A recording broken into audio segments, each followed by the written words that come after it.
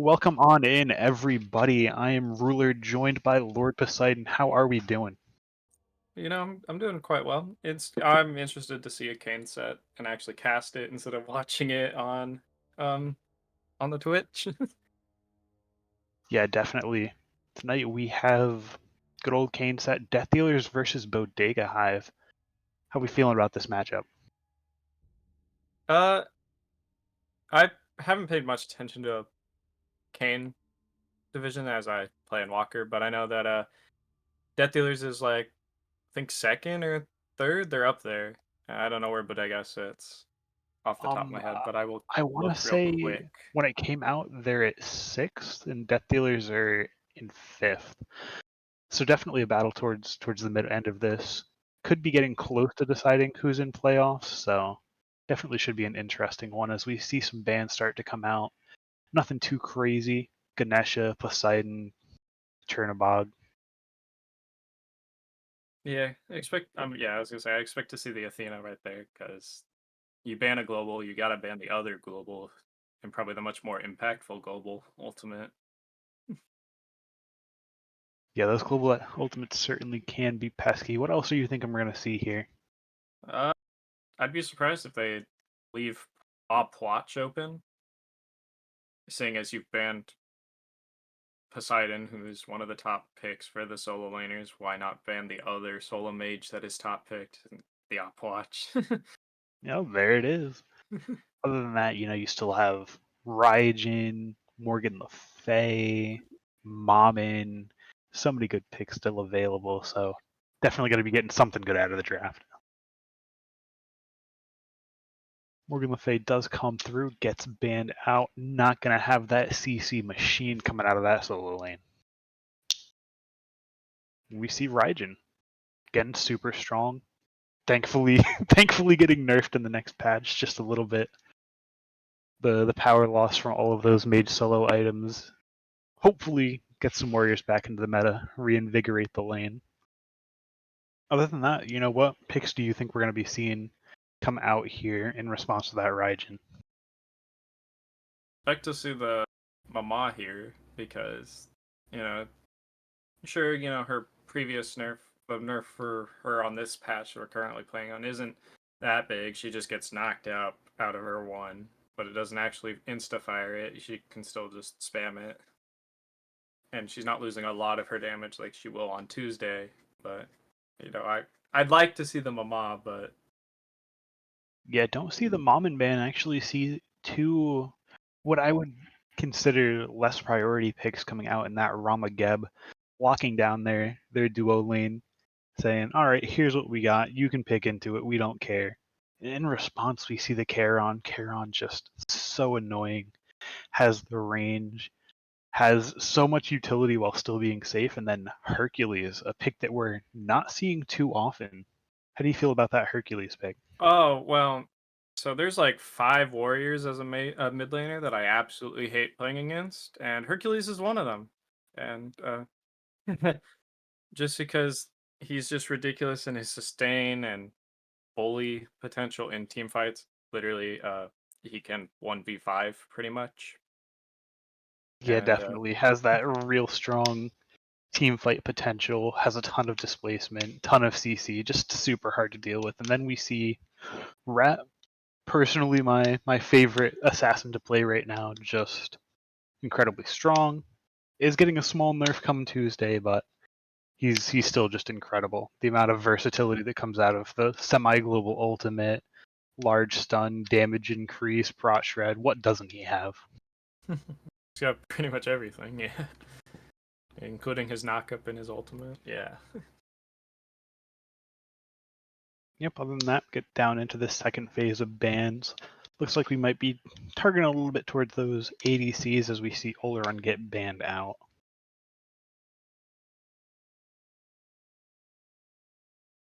Giannis follows suit and Thor straight on that counterback, not looking to deal Yeah. with the dueling semi-globals. Yeah, I was gonna say I expect to see Thor in one of their bottom two bans for Death Dealers because they picked the rat. Yeah, And you now want to have global control with the ult instead of allowing to be on par. Yeah, definitely. Having control of the air is nice. They have Death from Above with their Rama snipes, that Astral Barrage. And then with the Rattle as well, they just have so much of that. I don't have to necessarily be there to get there. Other than that, we Yeah. see what I would like to see, honestly, is a X-Ball pick here. I think that X-Ball would go insane for the blue team here. Be able to really help with that ROM ult, the Rat ult, be able to just cancel out anything the other team wants to do.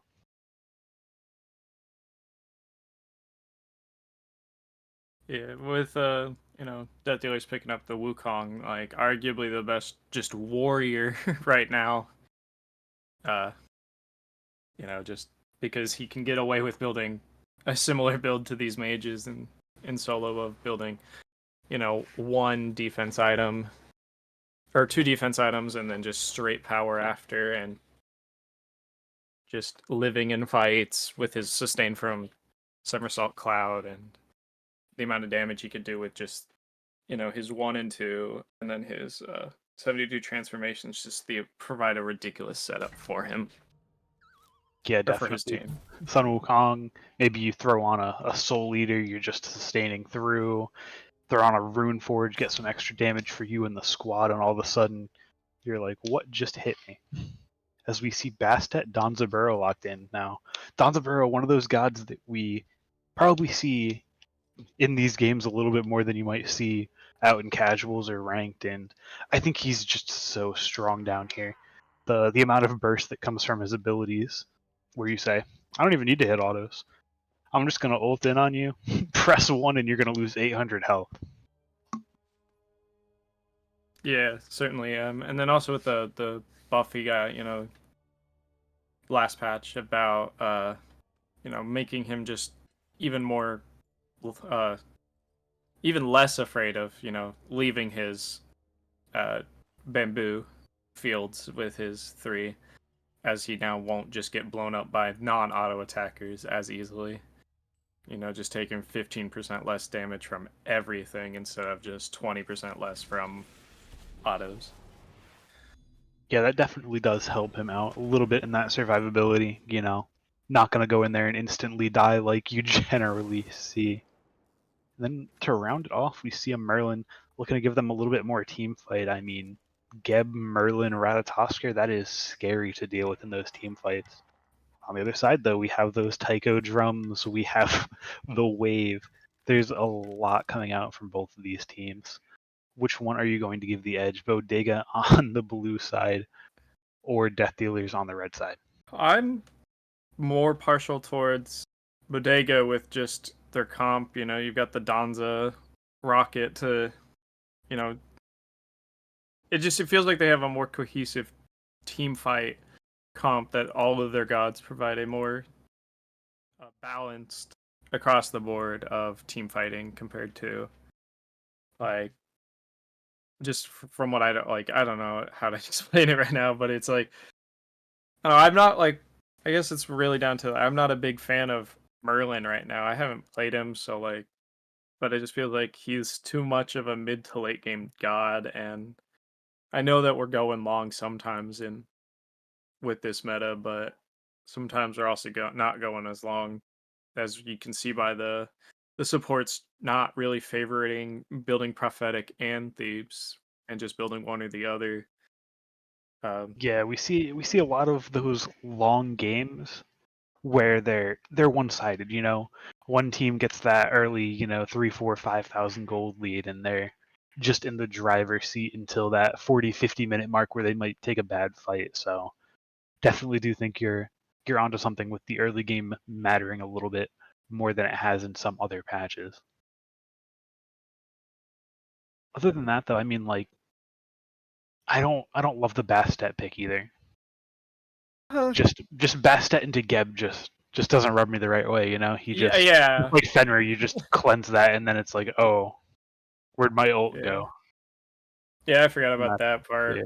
But like I was gonna say, I think Bassett hasn't been getting a lot of respect recently, uh, or like as being as picked as she could be because just she just seems really good with her setup, and she's getting overshadowed by probably the mage solos and people just not respecting her as much as she should be. I think as it probably comes down to pros not playing her as much. Yeah, she's one of those picks that you don't necessarily think of, but she's definitely strong. Tons of damage, relative safety with with the ability to jump back on that pounce, the take damage. She's definitely a powerhouse, but there's just so many powerhouses in the jungle right now. You have the Mamin, you have the Rat, Bastet, Susano, Thor. There's so many good picks in the jungle that it's hard to say, oh, Bastet's crazy because everybody's crazy. But as we get into this game, let's take a look at these starting builds. Anything you see that you're thinking about? I mean, the only real difference I see is well, the supports or the solo starters, the support starters, or and then the ADC starters. Yeah, everybody else is mids and jungles are the same. Besides Rat having the acorn because that's just natural to Rat. Yeah, it At does least to have the the Acorn, but doesn't opt for that tier 2 out of the gate. And tons of damage coming out here in the duo lane. Donza, Charon able to get to the lane a little bit quicker and putting a ton of damage out onto Fallen at the beginning. Over in mid, not seeing too much action just yet on these first couple of waves. Papoose a little bit low, but certainly not scared yet.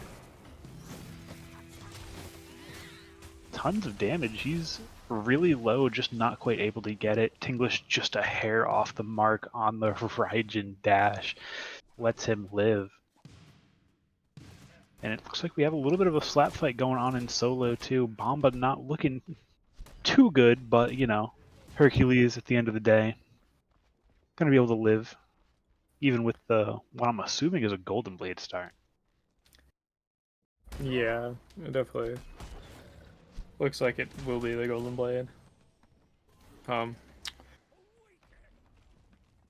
yeah, it's like when we went back when we saw mid lane, that was like another reason I'm not a big fan of Merlin right now. It's just with the flex pick of Raijin and Morgan Le Fay being in solo or mid, you've got the gamble of when they top pick it. And I know that Merlin got picked bottom. I mean, it's just like, but Raijin having pressure and then like, just the amount he can just clear wave faster than I feel like Merlin can right now, and it just doesn't feel good when you're sitting under tower as Merlin is. Yeah, As you are. Raijin's certainly strong right now. See, good fight coming out in the duo lane. Shell forced out to save Licka, and that is a very low health bar. Aggressive Danza plays come out, but Fallen just hits the nice little fadeaway roll. Not looking for all of that. Miso Yeah, looking a little bit worse for wear, but going to be able to roll away with his safety. He's a rock. He's not falling anytime soon. yeah. Like on the when the Donza showed the power of that change from Tanuki Trickery.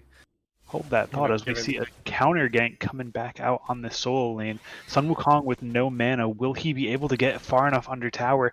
Bomba goes for the kill, not able to, takes the tower shot and falls to the minions when we see what was most likely single digit health on lethality.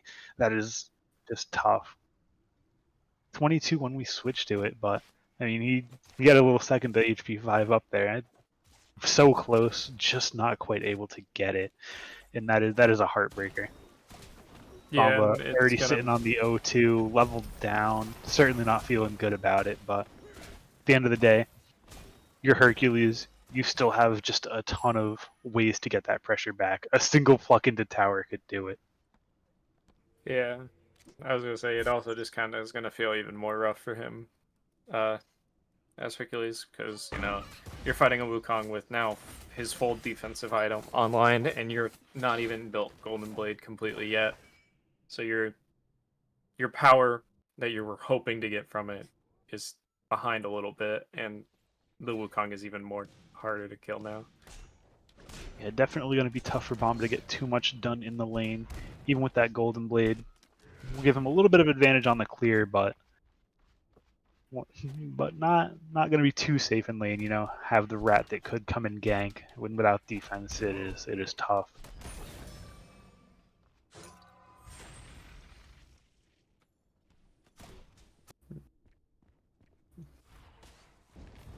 Yes, yeah, I don't know a lot about solo, but I know that, if you get behind pretty early and you're not on par with at least the tiering of the item, you gotta play it completely different than you're used to. Yeah, it definitely gets real scary real fast once you start getting behind in solo. The items start stacking up, you start getting your blue buff invaded, and all of a sudden you're having a tough time. Little bit of a gank attempt coming out. Kroger gets just a smidgen of poke out there, not going to do too much. Does go ahead and look for some farm, but Rat is here looking for possibly a counter engage here. Brotaco throwing out the wave, getting a little bit of peel preemptively. Snipes come out, not quite on the mark. Great self peel comes out with the Huntress of Bast just to stop the Geb's chase, and not going to really get anything there, but not going to lose anything either as they escape with their lives. Yeah. Oh, another thing I just noticed, our rat is not cooking. Rat is not cooking, and he doesn't have nuts. He still He has still that hasn't gotten the tier recipe. 1 Yeah, acorn. acorn, And yeah. generally those acorns are going to be your biggest power spike. I personally just get mine upgraded straight out of the base, get that tier 2, get the tier 3 while I'm out, and the extra whiff on the stun is just so helpful. Other than that, we see Bomba getting a little bit aggressive, has the Golden Blade going for the invade. Not quite able to get it, but definitely is getting that pressure with that Golden Blade. Who's in a tough spot here. Fallen with a great job blocking the rocket, making sure he can't take it, and gets that kill. Great awareness to be able to hop in front of the rocket, stop that stun, stop that damage, and go ahead and save his jungler. Yeah. Yeah, for sure, The thing to point out, though, is Liko secured his purple while when Papoose was trying to invade it. So, Yeah, secures the purple Lotsa buff, didn't lose as trades with much the farming. life. And purple buff, life, that's a tough one. He gets to pick it up, though, which is a nice bonus. Yeah. Other than that, we do see Brotaco looking for that double stacking build. Grabs the prophetic a little bit earlier and is going to be able to stack it quite a bit easier as well. He has just a lot more range compared to the Geb, has the ranged autos, has the incredibly good poke coming out from his one, so Yeah, definitely excited to see how fast he can get that stacked up. yeah, now that I'm thinking about it, yeah, prophetic on Geb is a little weird to me. Like you said, he's just has a harder time stacking it compared to Charon. Yeah, definitely Charon's has 1 to and get a 2 lot are more up complete close and poke personal. from yeah. Bam, there it Charon's is. 1 and 2 are complete range poke, and like the ranged autos help, and Geb has to kind of get in your face to do a lot of stuff. Yeah, Shockwave has decent range, but nowhere near the amount of poke that Charon has. Do see a couple of level differences coming out. A little bit of an XP lead coming out from the Death Dealers as we see 2.5 members level up. It looks like we might have a gank coming out here. Donza could be in some trouble. Rat ult is used. Rocket is used as well. I believe it is blocked. Not going to be able to get it done though.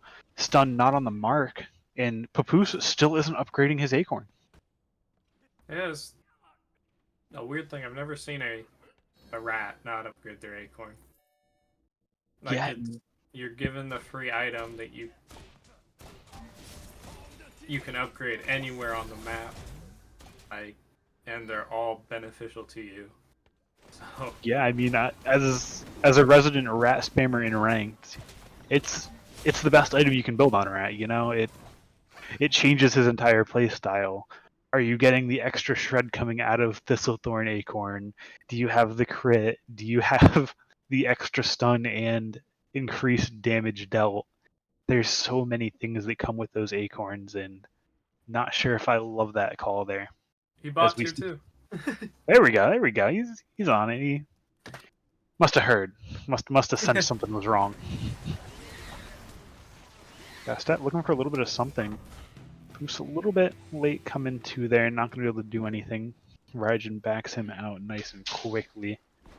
And it looks like we're going into a pretty even game state. Death Dealers with, an 800 gold lead or so, off of 4 kills, so Bodega are just doing a great job farming, making sure they're getting as much gold and XP off the map as they can without those kills.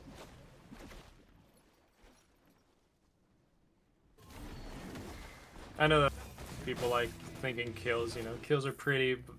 Stat line's looking good if you end the game with kills, but you could technically have 0 death or 0 kills until the last team fight, last team fight of the game, and still win because it only takes 1 team fight to win. And if you're ahead in gold, you're usually better off. Or even if you're close in gold when they have like a team has 4 kills, you're Do see a little bit of a fight coming out here.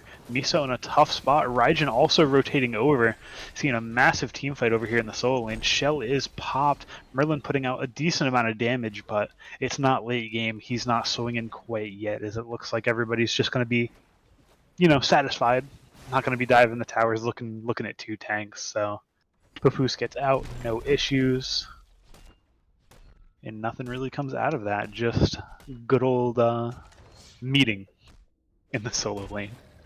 Wukong ulted there in his tower. Yeah. I am, like, after Hercules and everybody ran away, I am kind of confused of the ult there. It was an intimidation ult. Saying I don't even need my ult. Must be. I mean 20% cooldown, about to be 40%, has the soul leader going into what I'm guessing is a Genji's.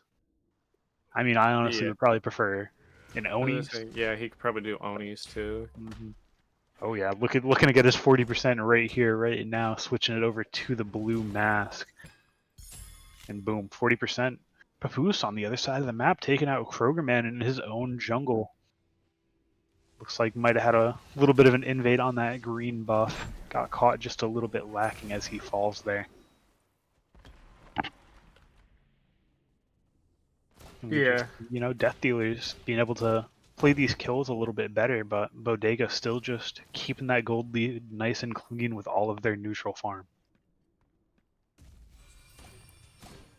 As the first beacon fight comes out, looks like it should just go to Bodega Hive. Death Dealers thinking about getting in there, but not committing quite yet. Rama also rotating over. It looks like we might see a 4-on-4 here as Rat starts to make his way over as well. Yeah. Bodega just able to get it. They started in there a little bit quicker. Death Dealers say, we got some kills. It's just going to even the game up. No big deal. We're not going to go ahead and, lose a fight here, lose the Gold Fury, and then just be in a bad spot. Definitely good safe approach. I think Death Dealers were kind of hoping Papoose on Rat was a little closer to the beacon once Bodega started gripping up on it, because if he gets his ult, you could tell that they were looking to just wait for that engage with the Rat ult to try to just hop on it, all the Bodega members, and at least the ones that were on the beacon, and kill them or force them off, and then they could take the beacon instead. But unfortunately, Rat was just a little too far out. That he wasn't going to be able to ult in time there. Little too interested in that farm, not looking to go crazy. It's just a beacon. It's not that important. Yeah, not gonna get crazy for it. First beacon, not that important. At least to me. I mean, I want it, but like, oh yeah, I'm not gonna cry if I don't get it. Now, first beacon, I want at least 1. If there's only 3, but if it goes to 6 beacons, I want at least 3. I want half of the beacons. Yeah, Krogerman takes a ton of poke from falling there. That Demon Blade putting in work, getting those crits out there. But nothing too crazy. Lethality. Getting poked out of lane by Bomba. Has, that Golden Blade just putting out a little bit of pressure. Sun Wukong doesn't have the healing coming out of that Soul Eater yet. Pretty soon, be able to sustain. But not quite yet. And like you were pointing out that, Bodega Hive, 0-5 as a team right now, but you know, especially if you look at the solo lane, Bomba's 0-3 and he's on par with the 3-0 Wukong that is lethality. So, Yeah, you know, on par Bomba's item not wise, on letting the par kills. XP. Yeah, he's not letting those 3 deaths get to him. He's like, you know, sure, Raratop's in a really tough spot here. Uses the ult to get out, just barely lives from those Bastet ticks. Gets Huntress of himself Past out of was there. used also, so both jungle ults there. Yep, both jungle ults. Only one health bar though, and that was Papoose'. Bomba in a little bit of trouble here, really low. Is lethality going to be able to get the distance? Tiger Stun on the mark. Dash Yue picks up that kill. Charon could be in a little bit of trouble. Uses the wave to give himself a little bit more time. Raijin taking a ton of poke. Cataclysm comes out. Raijin is out. Brotaco is out. Snipes are not quite going to be enough from Fallen, and it looks like that should be a Death Dealer's Pyromancer should they get over there nice and quickly. Yeah, Looks like gonna they're just just go back choosing to to do farming. tier 1 instead. Yeah, that tier 1 mid opens the map up a lot, as we see. There we go. Fallen and Papoose going for that Pyro. Gonna take that out. And that's a good trade. You know, you take off half that mid tower, grab the Pyromancer, and all you lose for it is your left tier 1. I can deal with that. Kroger had a good attempt to steal, but unfortunately, it's going to cost him his life here as he gets surrounded by 3 Death Dealers. Yeah, gets surrounded, but Tinglish looking to put some damage out before he dies. Gets Bodega Hive on the board as they go down to 1-7, 2-7 as Tinglish picks up his second kill of this fight. Lethality looking for the revenge kill on him. Cudgel comes out, and it is going to be time for this Raijin to fall. That's good though. 2 kills? That's a lot more than they had before, you know? Yeah. Yeah, you know. Map starting to get some items online. What do we like and what don't we like? Um, I'm not a big fan of the Deso after Divine on Raijin. I get the appeal of it at times, but that's, you know, you have 3 flat pen items, and Death Dealers have 2 tanks. They have a warrior in solo lane, and they have the Geb. You need the, in my opinion, you need the extra percent pen, because it's going to be harder to kill both of them. I do like the trinket if it goes into Soul Gem on Merlin. I think Soul Gem a little underrated on certain mages. Yep, And we to the just point where I catch pick it it up there and as just we see Gank coming out. Huntress of Basti used ADC's trade ults. Huntress off the mark as we see Papoose getting Krogerman extremely low. Good jump out, saves his life for the moment. Cannot say the same for Licka as he is chased under his tower, almost dead. Kroger falls in his own jungle. Are Bodega going to be able to get back on this rotation and get some return kills? See an incredibly low health bar on Miso, not quite able to get killed though, and it looks like they're just going to be able to take their 2 picks and just kind of deal with it. Might see them look at this gold tier. Nah, health bars are way too low for that. They're just going to take the consolation prize beacon. yeah.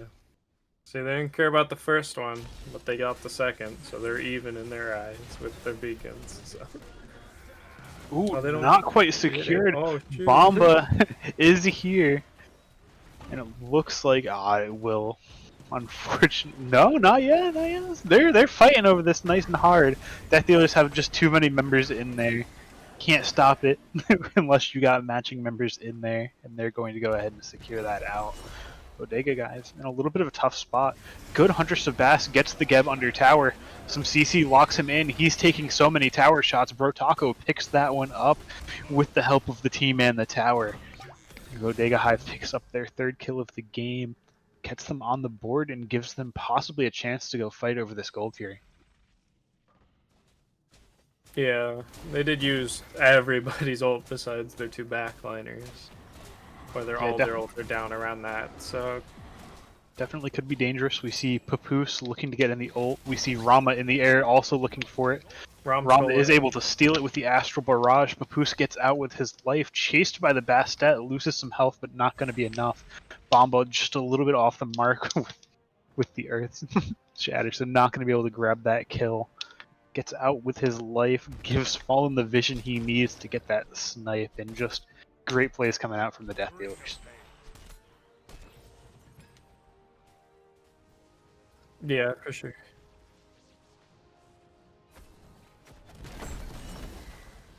Yeah, with the, neutral objectives that they've gotten, we can see that Death Dealers have that 3K gold lead right now, and so while Bodega was doing good early to keep on par, they're getting harder. It's harder for them to keep on par with Death Dealers right now in terms of gold.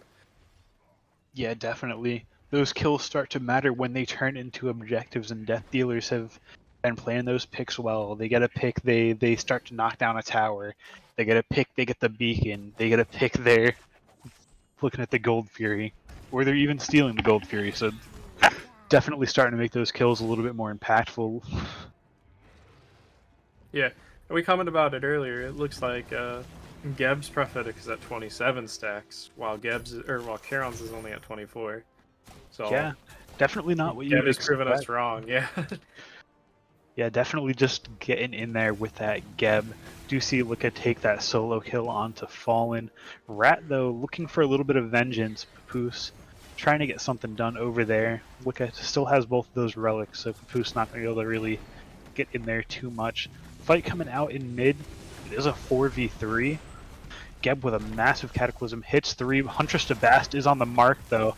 Lethality in the tower, not taunted back. He is able to get into that somersault cloud just in time. Lika gets the solo onto Papoose as well. Looking healthy while doing it. That crit is paying off as he grabs himself 2 kills over there and is still able to rotate to the team fight.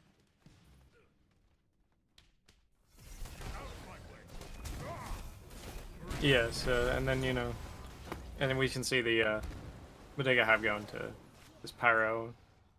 Bodega looking for the Pyro, not going to be able to get it with Dash UA there on the Merlin. Not going to risk that. Full health Merlin is starting to get his build online, level 17. He puts out plenty of damage if you're just sitting on top of that objective as a team. Yeah, yeah. So that's a benefit of Merlin. Once you get him online, the other team needs to fear your team ability to shred these objectives, or just you in team fights. Yeah, now just looking at the builds for a second, we see an item that we almost never see built in these competitive games, and that is the Stone of Gaia on the Hercules. What's your opinion on that?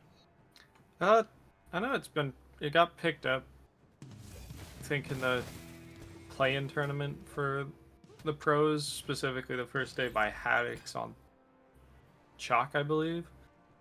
Um, I know it got buffed a little bit ago, a few patches ago, so it seems like, Hi-Rez wants it back in. I'm not knowledgeable enough on solo lane to know about it. I guess he's getting it for the Rattle knockup Yeah, I and mean, the there's Geb there's a ton of knockup, knockups. Got the Geb knockup. You have and then the the Rat Vortex from knockup. Merlin, yeah. Got the Vortex from Merlin. You have Ox form from Sun Wukong. The only Yeah. person that doesn't have a knockup is that Rama. So we see Papoose going pretty crazy onto Krogerman here. Huntress Sebast is used, beads out, and that is going to be a kill for Papoose. Gets the solo kill onto the enemy jungler. However, Lika is here, and he is just putting out a ton of damage. Fallen's in a tough spot. Uses the ult to get out of danger for a second, but it's not going to matter. He's going to switch targets to Papoose, grab that kill. Tinglish picks up the third kill of this fight, second for his team, as we see Bodega Hive start to swarm into this Gold Fury pit, looking for a little bit of something. Dashiway forced to use that flicker out. Bomba not going to be able to get too much done with that. Stunned into the Frost Cloud, taking quite a bit of damage here. Bodega Hive does manage to secure it, even with Misa looking for the blink to stop it. Bomba in a tough spot, but not quite going to fall. Tinglish with a great leap over the wall to get away from danger, and that was a really clean fight from Bodega. Yeah, as much as I liked that ult from Fallen to try to immune the rocket, I think if you timed it a few seconds later, he would still have the CC immunity to prevent the rocket from stunning him, but still get up in the air to avoid the follow-on damage. But getting in the air the second he did, he kind of just scapegoated Papoose and caused himself to die. I mean, There. you gotta give it a shot, you know. But yeah, you gotta try. That's why I said like I like it. I'm not trying to say it's bad. I just think if he timed it slightly better, it could have gone a little bit more in Death Dealer's favor. Yeah, definitely could have maybe seen Papoose live to fight a little bit longer in that fight. But he's still in a great spot, you know, level 20, 4 levels up on Kroger, 4 kills up as well, and just doing a lot of work over there ahead of that jungle. Yeah, but like we were saying at the beginning, Rat it's really hard to match Rat since he's got the semi-global. Kroger's been doing well with the Bassett, but a lot of her damage is extremely telegraphed, especially with her ult if you see her firing it. Or you're blind firing it through a wall if you don't see her, so it's a little harder for her to set up as much if they're not as skilled as they expect. Yeah, I mean, we've seen most of those Huntress of Bass connects. I think we've only really seen one whiff. Definitely getting the value out of it. We've seen a lot of people get pulled under that tower and then killed by teammates, just not able to secure any kills for themselves. Titans are starting to burn in this mid lane. Charon forcing a little bit out, getting themselves a little bit of distance with the wave. Merlin putting out a little bit of a zoning ult, but it is not going to matter. Huntress of Bast is used. Fallen shall fall. 2 down.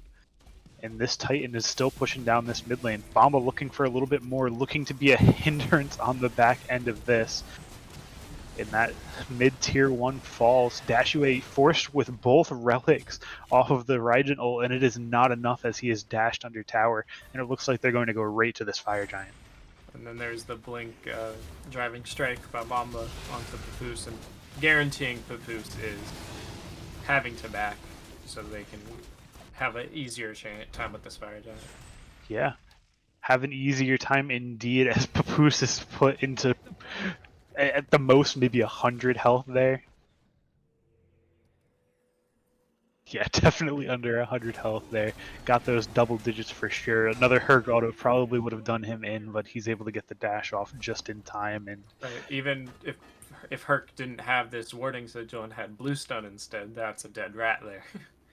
Yep, or if he had it upgraded into like the exploding sigil, which I love. I love that item. I wish it was good. It's not. But I was gonna say I don't think that's the sigil he upgraded into. He went old guard.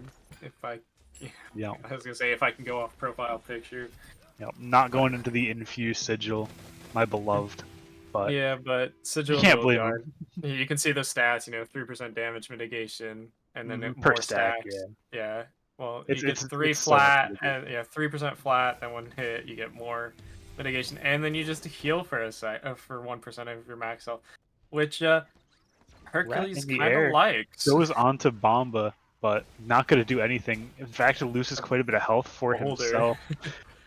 Stone of Gaia actually heals Bomba directly up to full. Miso in a really tough spot here, surviving a little bit longer than you might think due to that Geb passive not taking that full crit damage, but it is not going to matter as Lika takes yet another kill, as he seems to be the player to look out for on Bodega. Just the fast use, it's a massive long range one coming out.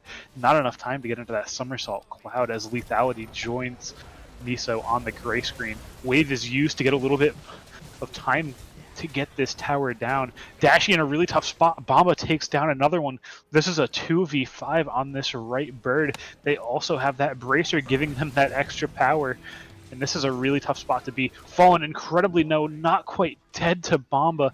Papoose looking to peel him out, trades his own life for his ADCs as this mid tower is starting to be looked at. Yeah, it's going to bring up, I think Bracer's a little underrated at times, but ever since the buff to Relic Dagger giving 50 seconds off these relics, Bracer gets a lot. It looks like it's getting a lot more value now. Yeah, Bracer Also, definitely one of those items that you don't think of. Fallen forced to use both of his relics there. Bomba just being an absolute menace in this backline, forcing people out of fights, forcing people into fights, doing whatever his team needs to buy space, buy time, or even buy themselves some kills. yeah, Geb's like longevity also in that fight, I guess, is owed to Pridwin a little bit because of the shield he ulted and gave him a little bit more longevity because of the extra health from Pridwin. Yeah, a little bit of that health shield. Not gonna last too long when you're up against, Like five members with no backup, but especially the definitely the keeps him in there. Danza with the Deathbringer that will just rip through his shield anyway. Yep, and But Venom Deathbringer certainly dealing a little bit of extra damage to those shields. As we start to see some builds get filled out, Hercules got the full out build. Danza has the starter upgraded as well. Erosion comes out from Charon, looking to help deal with that Geb shield. And honestly, the ball is in Bodega's right now. It is in their court. They're in control here. They have two birds down, and it looks like we're going to be waiting for this next fire giant to possibly look to end. yeah, just a little interesting thing. I know that Rama build, he's going the crit arrow and he's got Demon Blade, but I'm just like shocked. I know that I normally when I've seen that build, you just don't get Demon Blade if you're going those 3 auto attack items, and instead you'll get Deathbringer at the end with the arrow for the more crits because your crits will hit harder and they do. Ooh, Bomba in a little bit of a tough spot. Draws the ire of 3. However, it does not matter. He has Lika to back him up. Puts out so much damage. Miso in a really tough spot here. Uses a shield on himself, but it is not enough. That is a double Shield kill and his shell, yeah. for Lika. It is not going to be enough as 5 members surge into the Titan room versus 2. It is the 2 damage dealers, though. Merlin is really good at putting out a ton of damage on these defenses. Is he going to be able to do it? Tinglish looking a little bit worse for wear. However, Lika just absolutely pops him with 2 autos. Dashy is doing the absolute best he can, but it is not enough. There are too many full health bars, and this Titan is falling fast. Yeah. And I that think, is game number 1 for Bodega yeah, Hive. that Merlin and Fallen definitely, Merlin and Rama definitely could have helped hold them off there if Merlin had a Soul Reaver online. Shred through the Herc, shred through the Charon, they can't tank it as easy, especially when you got the Donza and the Raijin that low, that they just kind of are take one shot from any of his abilities. Yeah, definitely. I mean, Merlin not having that full build on the defense certainly hurts his chances. Still having that bow, just not enough gold to get to that that finished build as we see about a 12,000 gold difference at the end. What are you thinking that Death Dealers needs to change for game number 2? I mean, honestly, I think they need to if they're if they're going on their kills like they were early, with they were like 0 and 5, they had 5 kills before Bodega got one, if I remember correctly. But Mm-hmm. Bodega was on even in gold. So they just kind of let Bodega's they weren't squeezing Bodega out from the early moment. They got the kills, but they didn't get the gold advantage with said kills. There wasn't really their presence there as them kill state should show, like the game state of 0-5 or them having 5 kills to 0 off Bodega. It just they didn't seem like they had the presence that if you tuned in real quick and saw 5 kills to 0, you'd assume that the Steelers had a higher standing in the game, and it just they allowed Bodega to keep their foot in the door, and Bodega kicked the door open when it was necessary for them to do so. Yeah, definitely a little bit more focus on that neutral farm and building their lead off of their kills. Let's see if they're able to do it after we come back from a break for game number 2. All right, welcome back, everybody. I am still Ruler, joined by Lord Poseidon, as we get into game number 2 of Bodega Hive versus Death Dealers.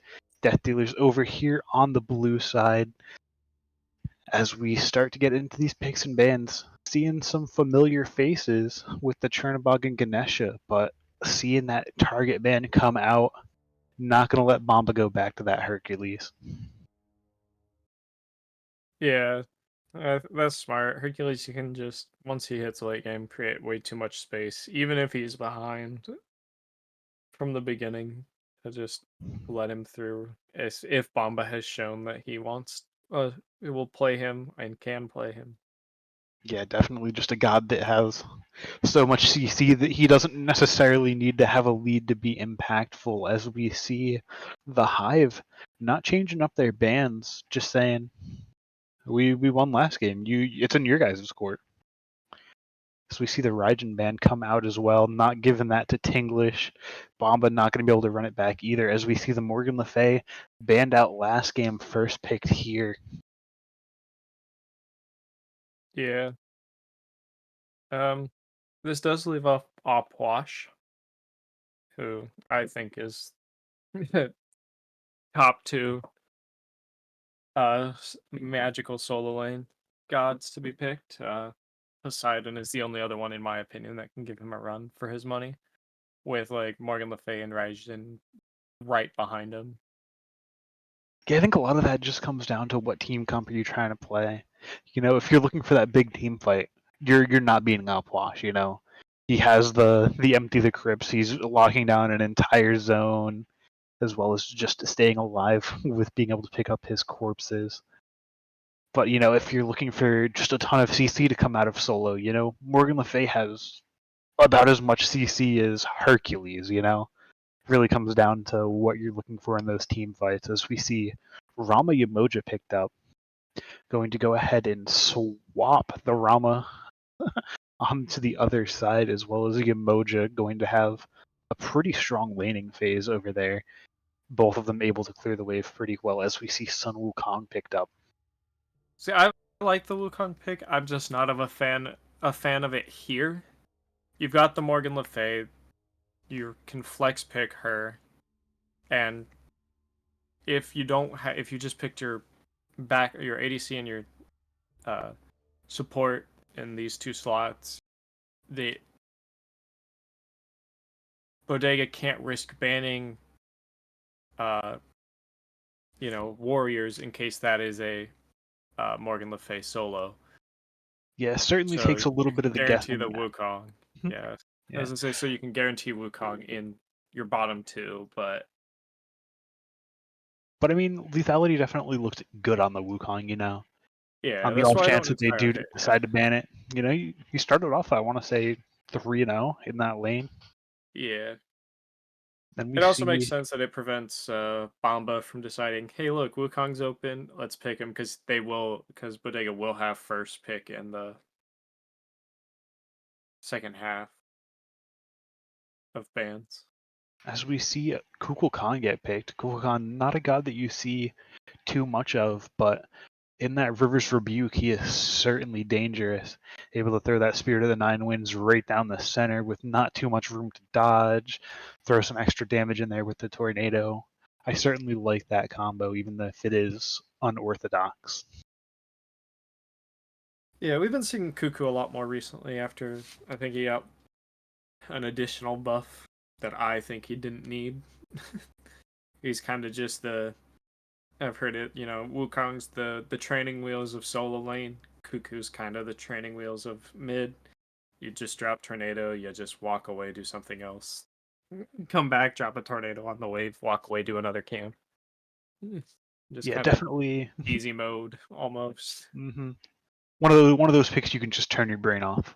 I'm just gonna sit under a tower, throw a tornado max range, throw a Zephyr, waves cleared. I'm gonna go do something else. Yeah. Definitely one of those guys that's always gonna kind of have that value, has secure for for objectives. As we see a couple of interesting bands come out in the Owilix and the Bakasura. How do you feel about those bands? Uh, I think I don't know.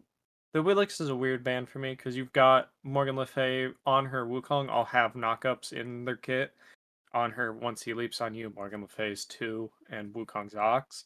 So you could easily have grabbed the the Awilix, the only person right now in your draft that the Awilix would be able to pull is the On Her. Yeah, sure, they could combo it with the Emoja with her ring, but or Cuckoo off his ultimate. But if you're getting hit by Cuckoo ultimate and Awilix is ulting you out of it too, you're just dead either way. You're probably dead after the Cuckoo ult. So I think Yeah, the definitely. Awilix they banned away from themselves. I I mean, I can kind of see the merit behind it. You know, there's a Mojo on the other side. How do you counter your Mojo ult?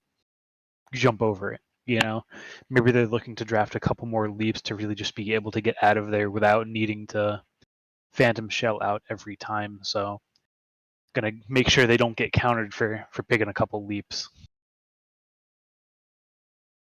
Yeah, I agree. I can see the value. I just think like you have three knockups in your top three. You probably should look for this Awilix.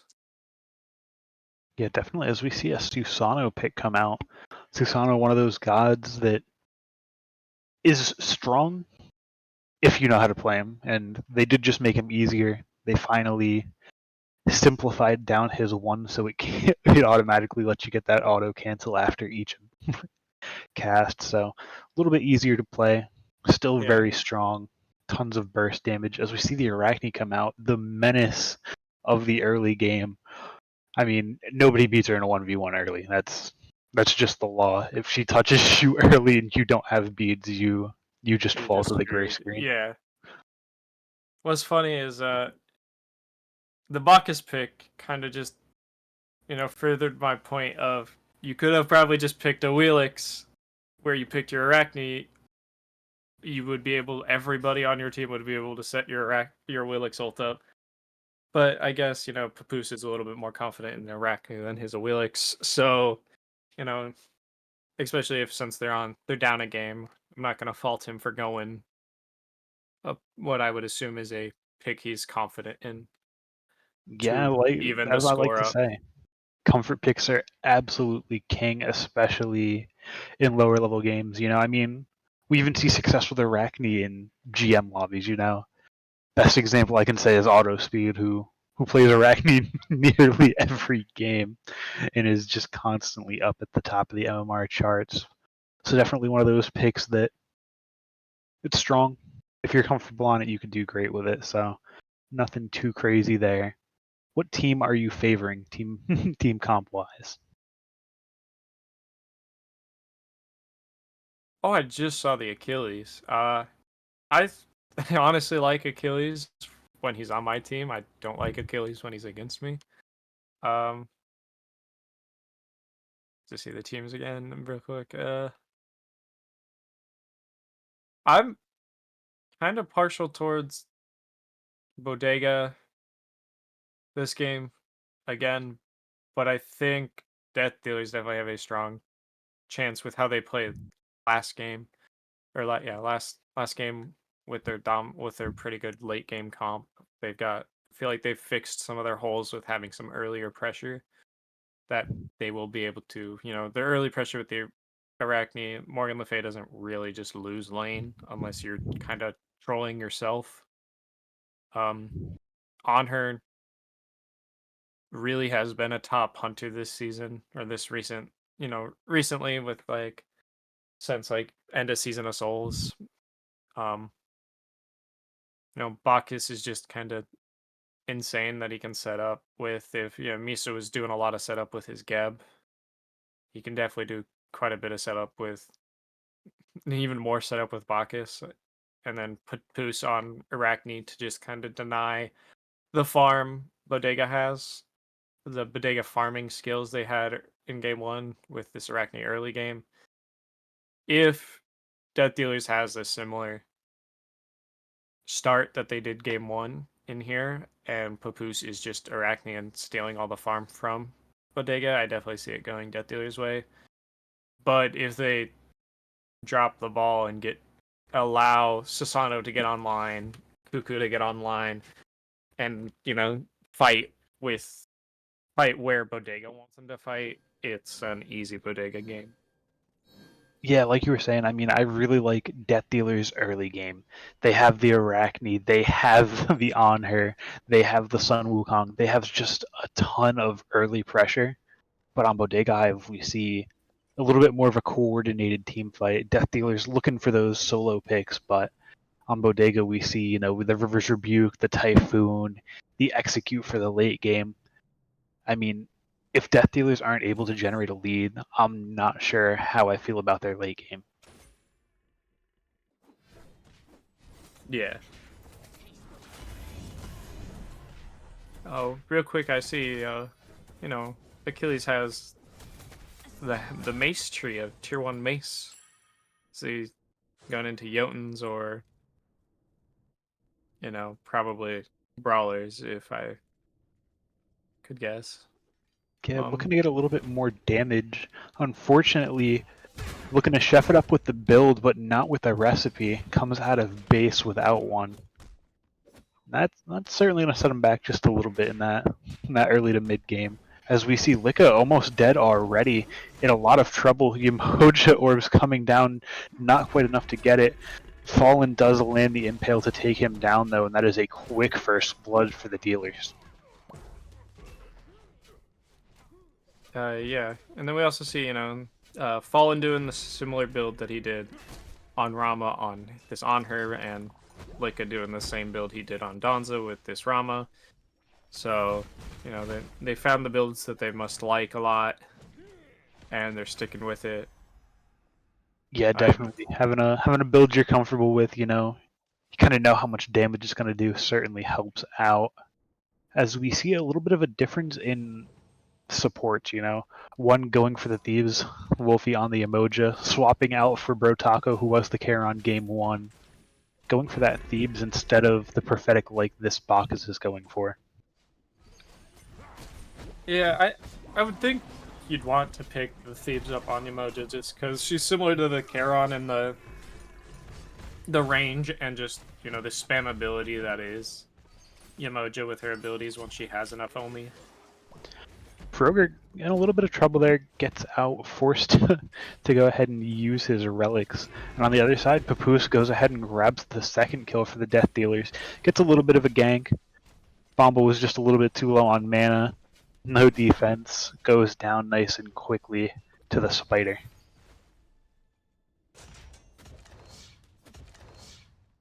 Yeah.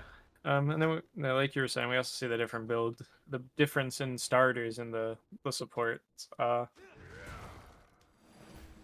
Again, I'm not big on supports. I see why Emoja has this benevolence. I assume gonna go into heroism because Wukong's got CC, Arachne. They're just a full CC comp with on Death Dealers, so heroism you're gonna get immense value out of. Yeah, definitely could see some life or death situations saved by a heroism. Papoose putting out a little bit of damage, not going to get too much. Lethality in a little bit of trouble, not quite going to fall. Papoose, no mana, not going to be able to get anything done. Lethality gets out at just a sliver. Bomba did get to secure their Lethality's blue buff there, so Lethality's sans a blue buff right now. Yeah, they grabbed the blue buff, they grabbed the health bar, but just not quite the kill, and certainly puts Bomba back into that lane, That first early gank, not going to put him down as much as they might have liked, as he has just a slight lead in XP over Lethality. Yeah.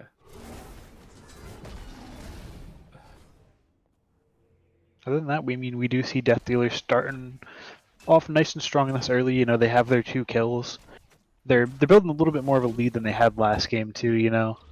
Around this time we saw a couple hundred. And Bomba with the incredible reaction. Sun Wukong just barely not healed up enough to get out of that execute range. Getting a little bit dangerous going for the wave. That gets a little bit of heal off that too. Not stressing it too bad. And I'm not gonna lie, that was a great kill. Yeah, that was a great kill. For a moment, my heart almost stopped for Bomba. It was like Bomba realized that Wukong jumped at him, and also for Lethality was like Why did you jump when you were still executable? But it's but Bomba's at 1 HP, you know. Yeah, He I gets get the one more ability appeal. off, and Yeah, lethality gets a kill. It was just so close, not yeah, I quite get close the enough. appeal at the time. Yeah, I probably would have done the same. I mean, Bomba had 50 health. Yeah. He was at 50 health. Come on. At that point, you're just telling the game, really, really. Bomba though comes back from base with the beat stick, like you were talking about, trying to mitigate probably a little bit of the Arachne heal if they come over, and then again that somersault cloud. Yeah, and assuming the Soul Eater that Lethal will get once he finishes this breastplate, if he build paths the same as he did game 1. Yep. Do you see a little bit of a fight coming out here? Arachne unfortunately just kind of beats Susano in this early game. That's just the way life is. See, big There fight does coming a out on her lot of Kroger man. Jumped on by 3. Miso takes the kill for himself. Papoose at a pixel of health unfortunately gets out though. Bomba not able to get that execute, and that's pretty good for both teams, honestly. Not too bad. Kroger might lose his life. Ooh, great somersault cloud gets lethality just out of danger.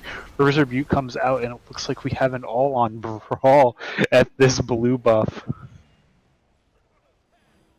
Lethality does go ahead and get it, but a little bit of danger coming out. Bomba no mana.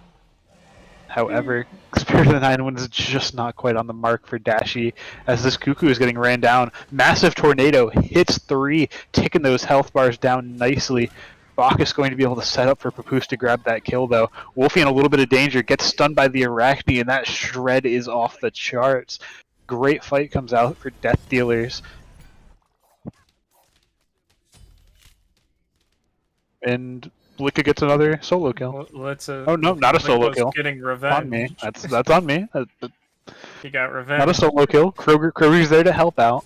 Says, alright, everybody's in right lane, I'm gonna go to left lane. Ooh, a little bit of a gank coming out from Papoose. Looking to get something done on Licka. Does have the ultimate available to buy himself a little bit of time. Stunned out, beads are forced. No health bar left. Tries to get into the wave, but it is not enough. That is Arachne with Golden Blade and Gooseberries. The wave is not going to help you. Kroger looking for a kill on Miso. Going to back off as he sees the Morgan there to go ahead and give him some peel. And unfortunate for Licka, just this Arachne is so strong, already 4-0. Yeah, Arachne is just a character I despise, to be honest, because they made a god that's already just stupid annoying to fight early game, even harder to fight early game, by making, hey look, I have to hit 1 less auto.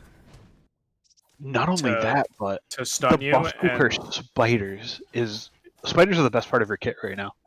I don't even No notice joke. the spiders, to be They're honest. so I much only ever tankier. notice the fact that she can stay to my feet and only have to auto twice to get the stun off, and then auto 7 times, or, well, actually just 2 more times, after I'm stunned forever to kill me, which I think is stupid, because it happens, like, at all points throughout the game. Mm-hmm. Yeah, there's never a point where you see an Arachne alone and you're like, oh, this is fine. It's, oh, I'm in danger. Not as much danger as Bomba is in, though. Papoose comes back, makes his mark on that solo lane yet again. Reverse Rebuke comes out, and Fallen does go ahead and fall there. Good return kill. Opposite sides of the map as Bodega keeps this game still pretty even, only about 1,200 gold or so. What do we need to see from Bodega to close this gap? I mean, I think they're kind of at the spot they want to be in. They were in a similar spot, probably a little later in the game than they were in game 1, and they just gotta. I think they're just waiting for these gold furies and these neutral objectives to start clawing their way back in. Kroger in a little bit of a tough spot again. Papoose looking on him. Damage comes out incredibly quickly. Typhoon is used. Papoose incredibly low in that execute range. Achilles looking to get in range, not going to be able to do it. Takes some damage for himself and just going to be able to retreat there. Not quite. Papoose gets a little bit big for his britches. Bailed out by lethality blocking the execute, and unfortunately Bomba falls to the tower as well as the menace that is this 5-0 Arachne. Yeah, just, I mean, it's kind of to be expected. Bomba's now dealing with the effects that he's only just now building his first defense item, while Lethality has breastplate first, and then going into the Soul Eater. So Bomba's a little less tankier than, I think he expects himself to be. Do you see Cuckoo looking for a rotation over here? Fallen gets hit by the Zephyr. Bit of damage comes out. Wolfie looking to lock down Miso. Unfortunately, off the mark on the stun. Still health bar getting low. Great Riptide comes out, knocking him a little bit away. Unfortunately, the leap is going to get him out. Not quite. Tinglish with the max range Spirit of the Nine Winds takes him out on the absolute corner, and that is a tough one. That was Miso probably punching air right now. Oh yeah, I would be too. I'd be like, damn it, I walked back into it. got the jukes for so long, Yeah, looking like he's out, and then just gets dragoned.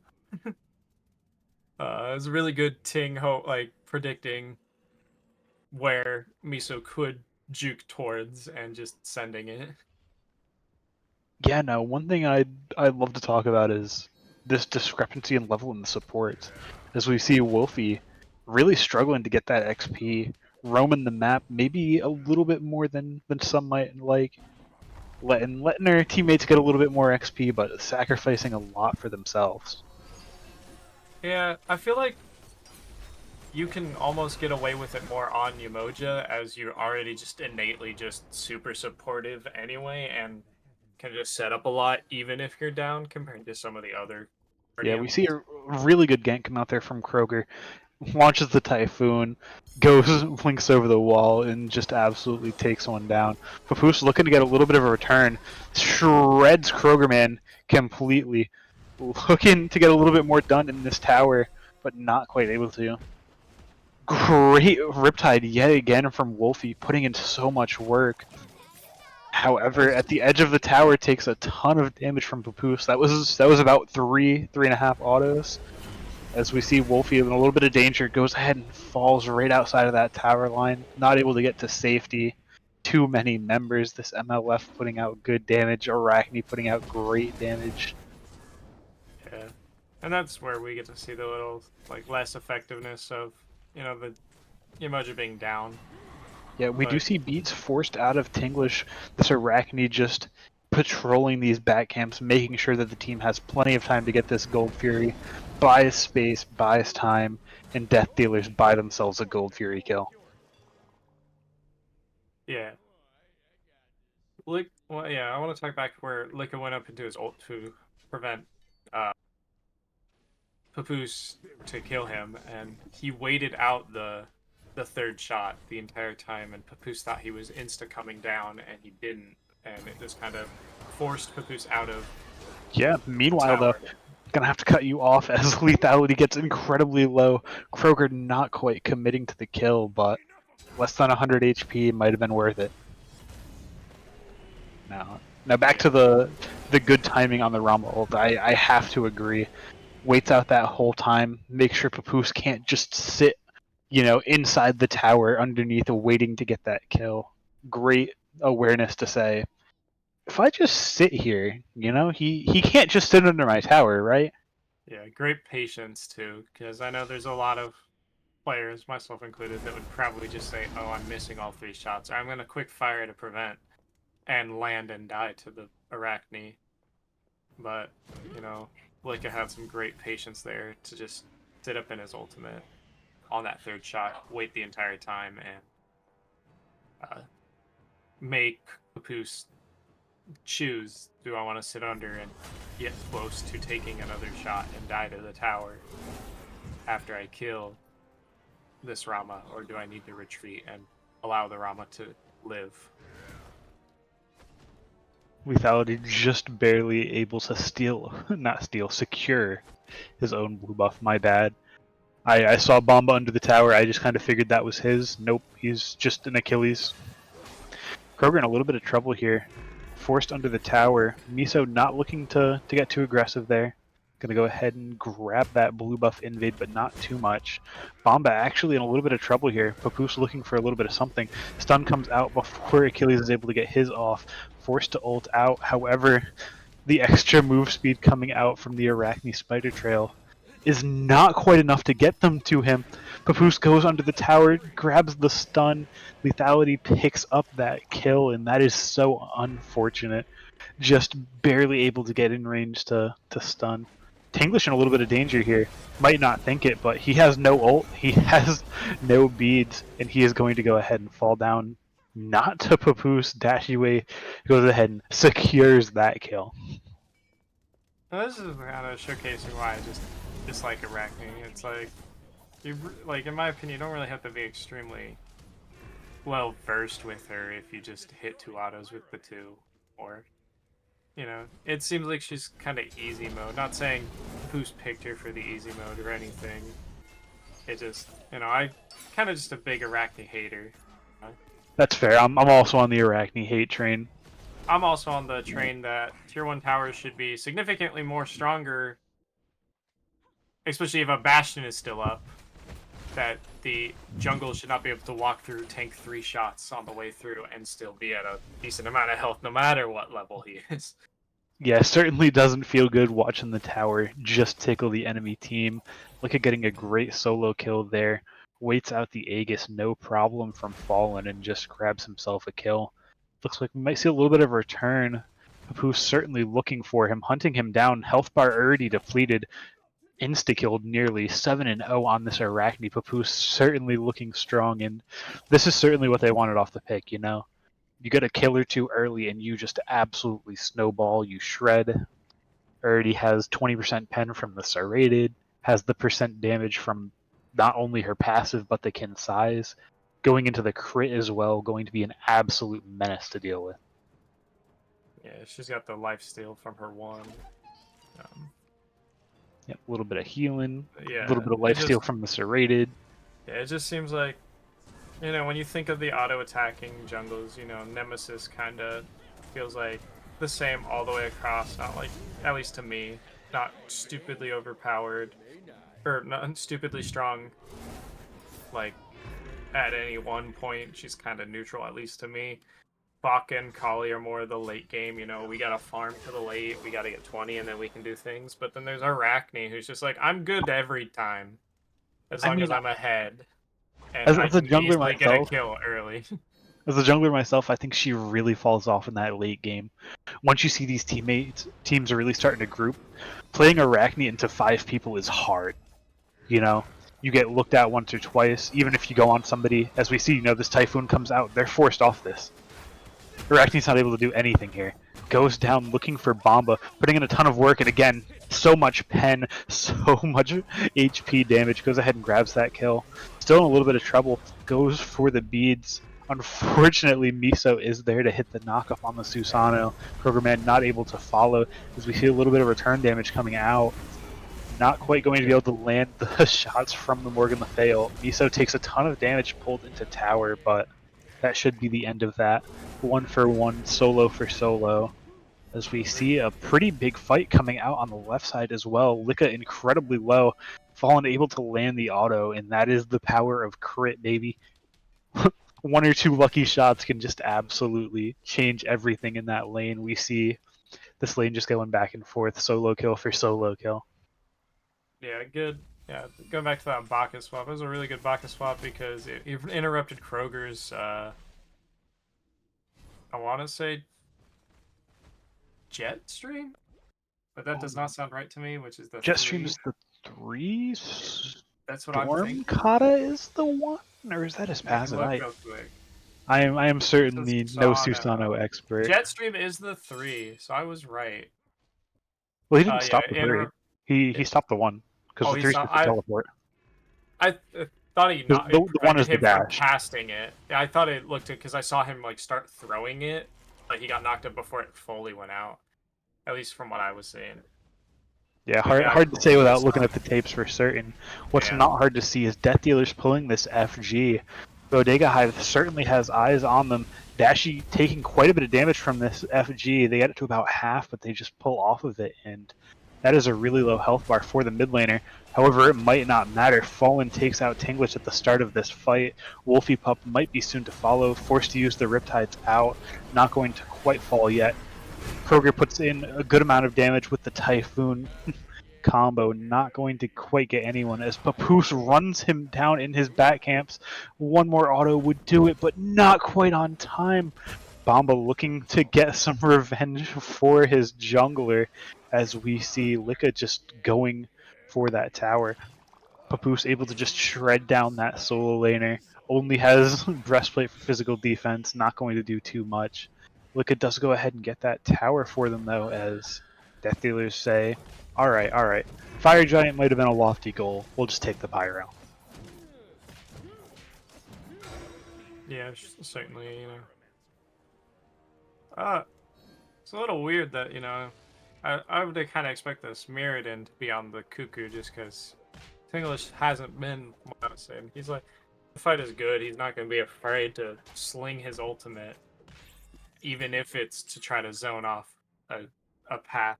But we see it on the Morgan Le Fay, who it is good on too as well.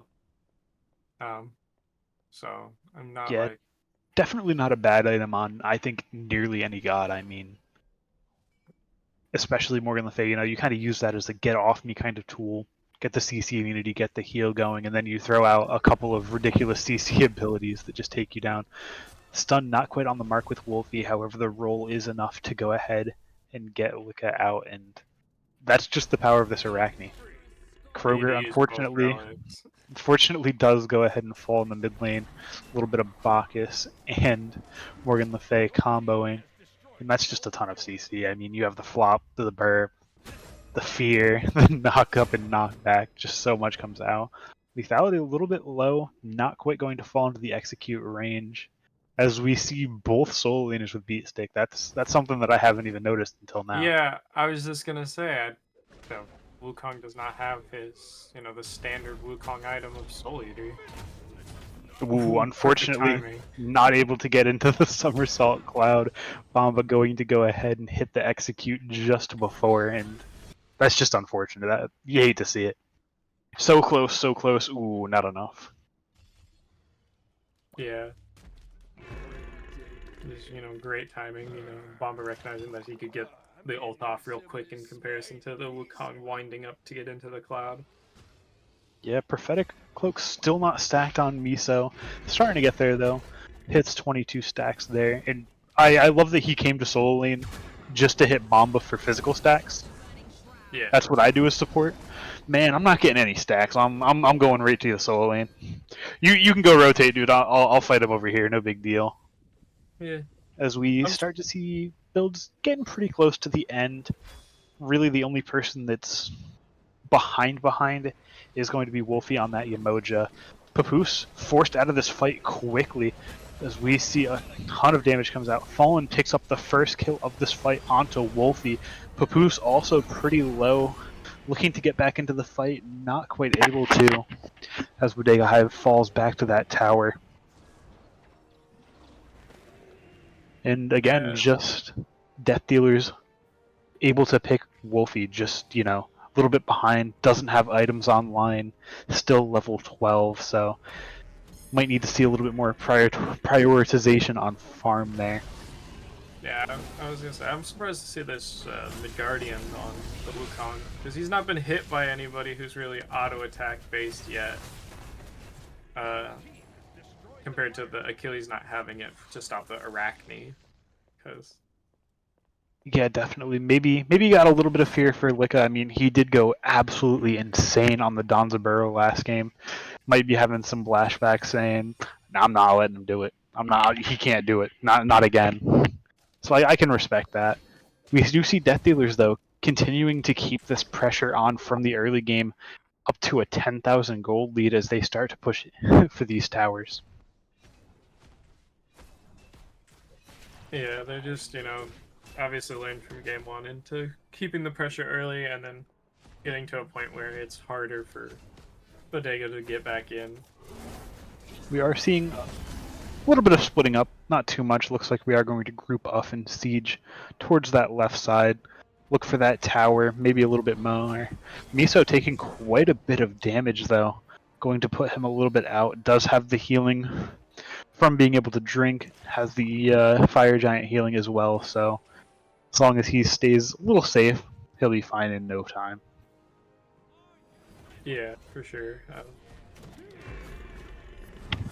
Yeah, but they could definitely just gotta, play their team fight. Like they picked a comp to play in these team fights. Miso really low. Bomba goes ahead and takes him out. Played a little bit too long in that tower. Gets punished for it. Lethality also in a little bit of a tough spot. Bomba might be in a little bit of a tougher one. Hits a nasty double stun, but it is not enough. Spirit of the Nine Winds splits the uprights. Not going to get any kills from that. Rama looking for Dashi, not quite able to get the kill. River's Rebuke used defensively. However, Papoose is on the other side. Bede's already forced out of Tinglish. However, Krogerman certainly has something to say about it. However, no abilities up. Is Papoose going to be able to get the kill with the autos? And it is not enough. Nope. Nope. Spiders. Spiders. Spiders are so stupid. Kill them all. Fallen might have done 80% of the work to get Krogerman dead, but those spiders getting the trade from Papoose saying, I might be dead, but I'm not done. And Death Dealers lose 2 with fire. Not going to be able to get that tier 2 quite yet, but still going to keep their control on the game as they grab this Primal Fury and look at about a 12,000 gold lead, 12,500, somewhere in that ballpark. Yeah. Like I was saying earlier, Bodega Hive just needed to play their comp a little bit better. They obviously drafted a comp for their team fight, and they all showed up and actually, and proved to, I would assume themselves that, hey, just because we're 13k down, we can still fight well. Yeah, I mean 5v5 with that EFG, and they're able to take 2 members down, save save their tower. Definitely not out of the game. One to back. Morgan Le Fay popped her Aegis to avoid the Cuckoo ult, which she was already out of. But I mean, you hear it, you're not sure if it's gonna hit you. You're not turning around to look. You just gotta get it, gotta get out of dodge, and you gotta do what you gotta do. Comes up in a minute. Fire Giant comes up in a minute and a half. Plenty of time to get that up before it respawns. So no harm, no foul, as long as they don't get picked in the meantime. Yeah. What do you think Bodega needs to focus on to start reeling this game back in? Honestly, the Arachne is still kind of a problem for them. She kind of just gets in, then gets out, and then the Wukong and the Arachne are kind of just alternating when they're appearing in fights until it's completely confirmed that they both are needed. Miso with an early initiation, not going to get too much follow-up. Weakening a couple targets, though, as Papoose looks to sneak into the back. Not able to get the angle he wants as he just repositions with his team. Pushing towards this Phoenix. No Fire Giant on them, though. That's 2 ults forced out. Dash away and Lethality. Miso Horny used his a little bit earlier as well for 1 ultimate coming out of Krogerman on the other side. Bodega might have a good chance to fight into this Fire Giant. Yeah, they do. They definitely do. But like I said earlier, they just kind of, if Papoose or Lethal shows up, Lethality, they just need to immediately. Bodega definitely needs to just destroy whichever one immediately. Arachne appears, blow her up. She can't withstand all 5, like you were saying. Wukong shows up, force him into his ult. Oh wait, he doesn't have ult. Kill him, and then they're fighting down a player. Definitely, I do like what you're talking about. Either getting all 5 onto this Arachne once they come into the fight, or even just looking for lethality. You have Bomba with the execute, able to take him out before he's able to do too much. Papoose zoning in the back might just be a distraction. Looking for a little bit of something. Death Dealers go ahead and take the Fire Giant uncontested. Not able to really bring themselves to fight into what is now a 15k deficit. Yeah.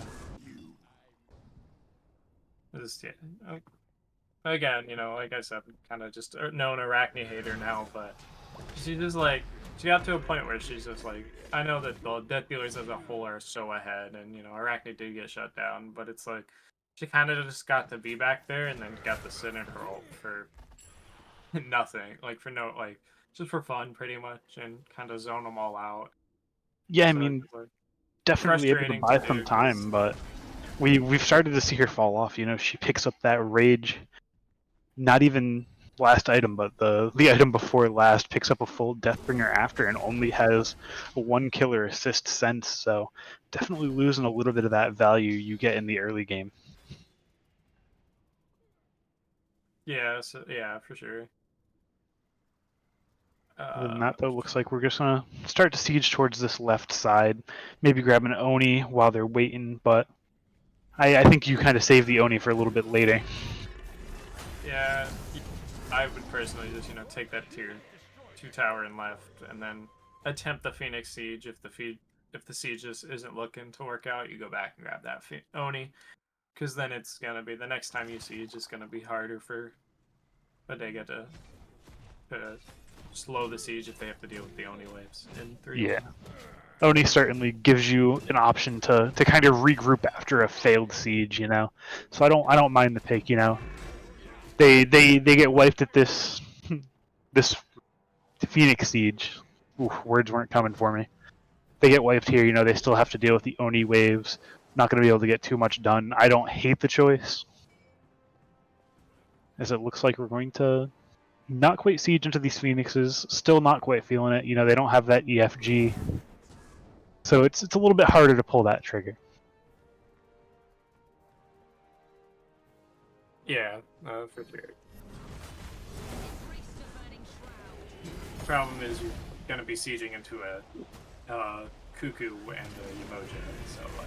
Yeah, Cuckoo, Umoja, and Susano certainly make it difficult. However, Wolfie Pup already extremely low, not quite dead. However, Wolfie just on 1 HP, lethality looking to get him down, not quite enough. They do take down the middle bird. However, it looks like they might pay for it. Not quite going to be able to get away with their lives. Lethal, yeah, solo. Just needed one Ramos snipe to kill the lethality there. Yeah, just not quite able to land it, but can't be too mad. They got FG, they got Oni, and all they got for now was just the middle bird, not the worst one to lose. Yeah, I feel like you're fairly happy that you're not happy that you lost to Phoenix, but it being the middle one, you're a little, could have been the left one and the duo one, and it would have just been you're a lot sad at that point because it's like we have to send somebody over there. Now we're fighting 4v5 at the fire if we're trying to prevent them. It's just rougher for you. Yeah, not necessarily where you want to be, but certainly not in too bad of a spot. Certainly still salvageable. I mean, 20k down, but not out of the game, like you said. Great defense with those tornadoes, with the River's Rebuke, and the later this game goes on, the higher Wolfie's levels get up as we climb up to level 17, getting towards that level 20. Not going to be getting any weaker. And with Wolfie being at level 17 or at least over level 15, they're able to grab this compassion instead of heroism. But, I've heard little inklings that compassion might be a little bit better. So because it doesn't have the internal cooldown that heroism does. But when I play support, it really depends on which one I want. Compassion a little bit better in those team fights where heroism is a little bit better against picks. You get that stun, you get that little bit of setup, and you get that shield. River's Rebuke used defensively to attempt to get Bomba and Wolfie out. Low health bars though. Lethality still surging forward. Dashiway gets absolutely slammed by the Spirit of the Nine Winds, falls down to Tinglish. Yeah. However, we're still seeing fights going on. That is 2 down for both sides. Papoose still surging forward. That is 3 down for the Bodega Hive.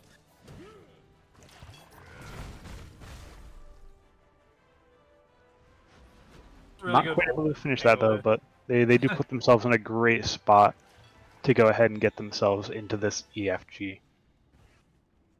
Yeah, it was a really good, ultimate from Tinglish with that cuckoo ult.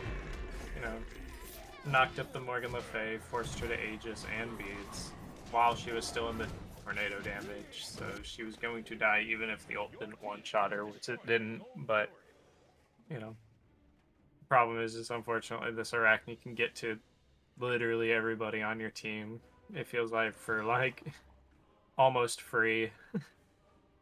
Yeah, just so much support coming out from lethality on that Sun Wukong buys so much time and space that Papoose is just able to find their way into the back, find themselves, away from those cooldowns from the enemy team, able to just get in there and not get stunned and get those kills. Yeah.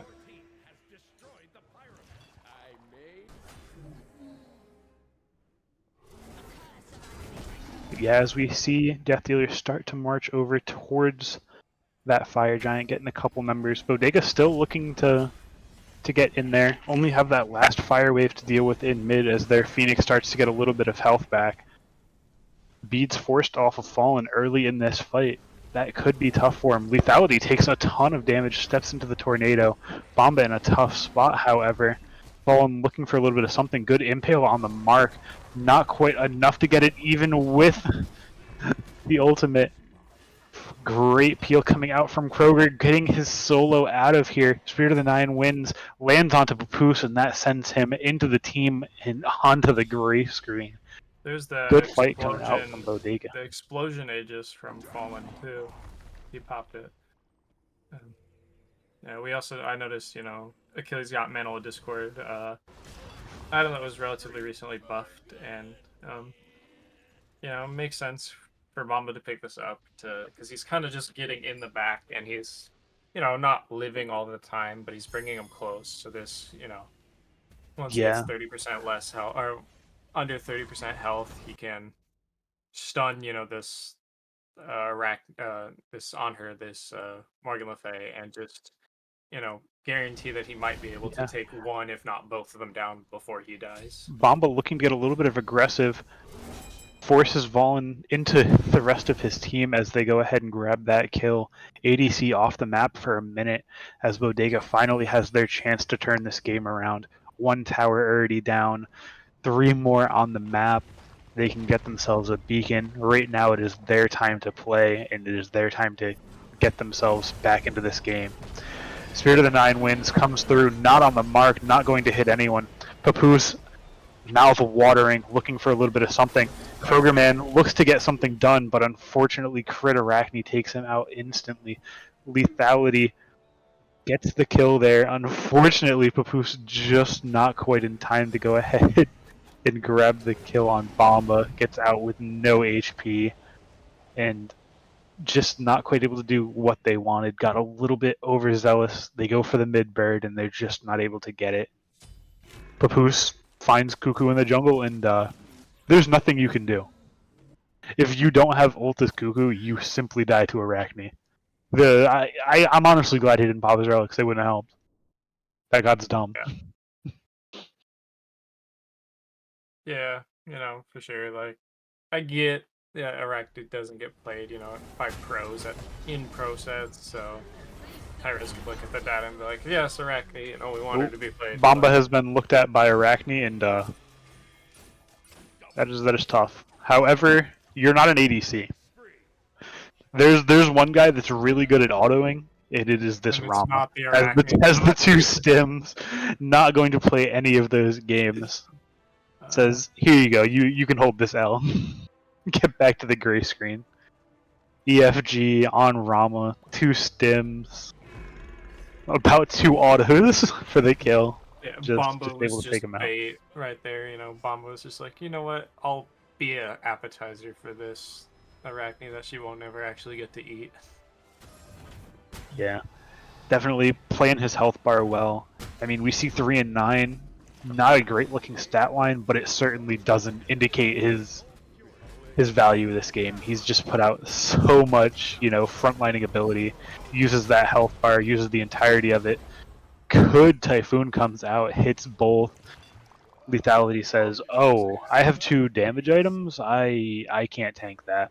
As they are forced back into the base, and Bodega are able to just free roam the map, grab themselves a little bit more gold as they lower what were we looking at, like 20k down to about 16.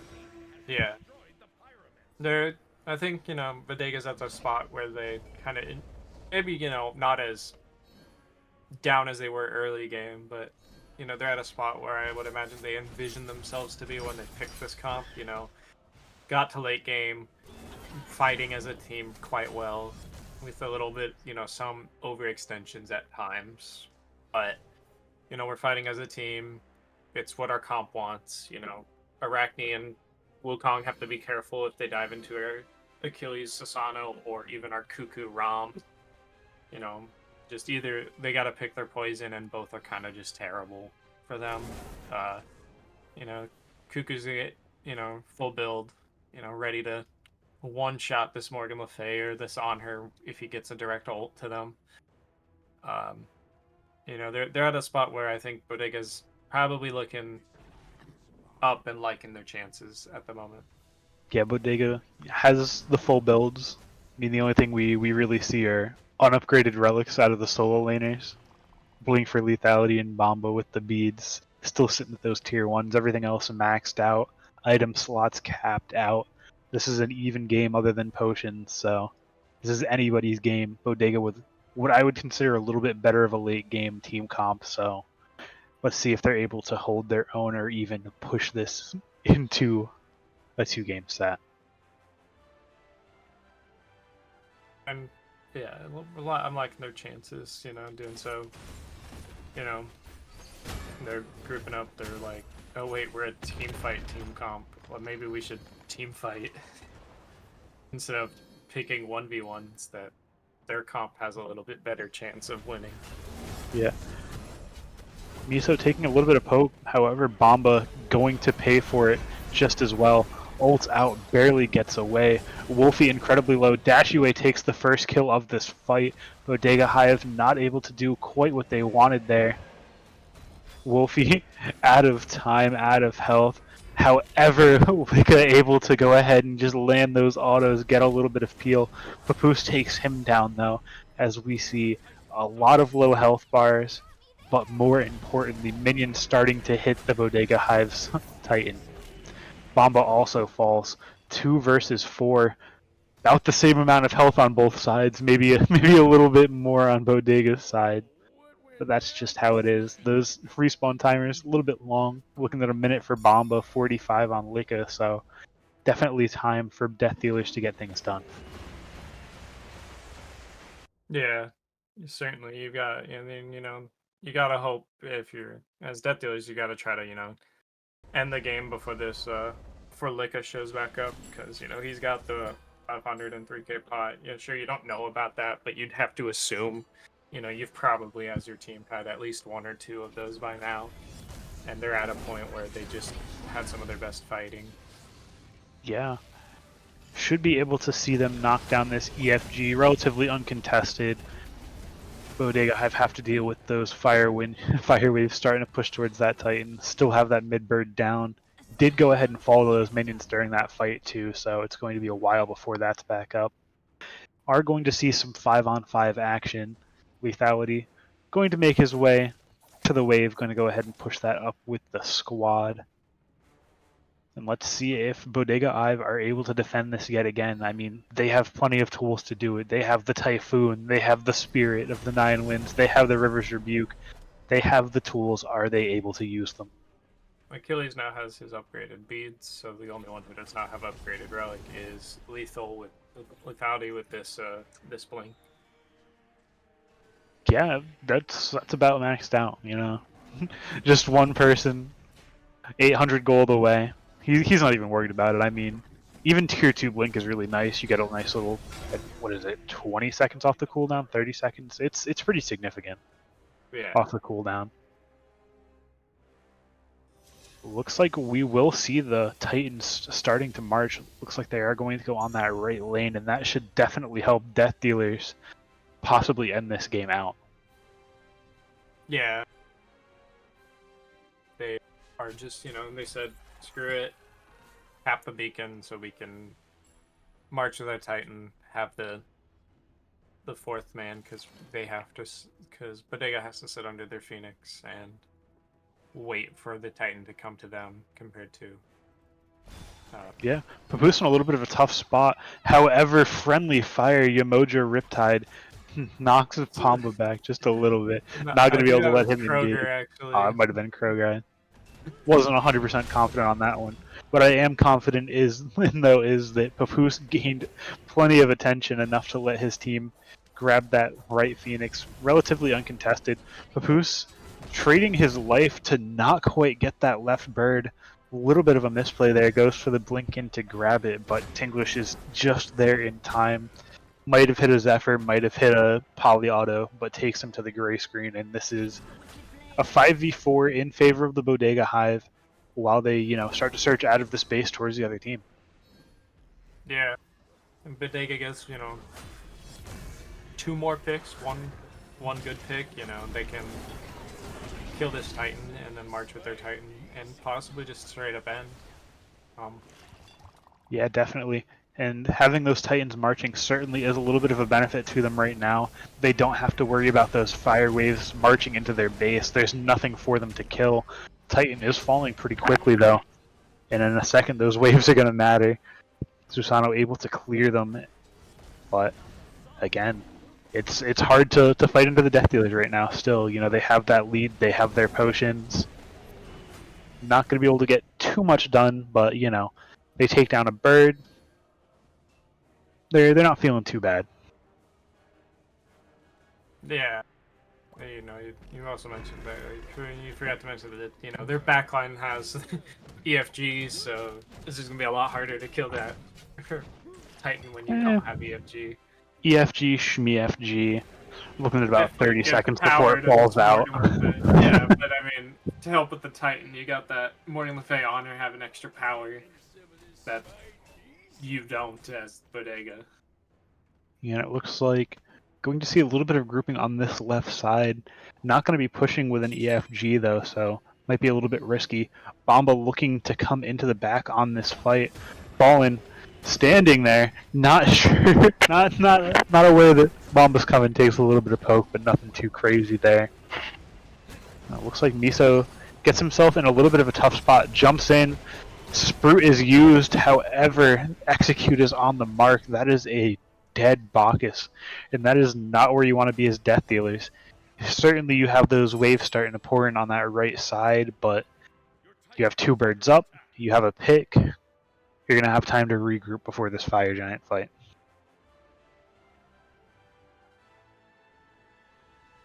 It's, like we're saying, Bodega definitely has this good team fight comp. They're just, unable to fully get to use it because, Papoose is just walking away and pushing a bird or dragging everybody over.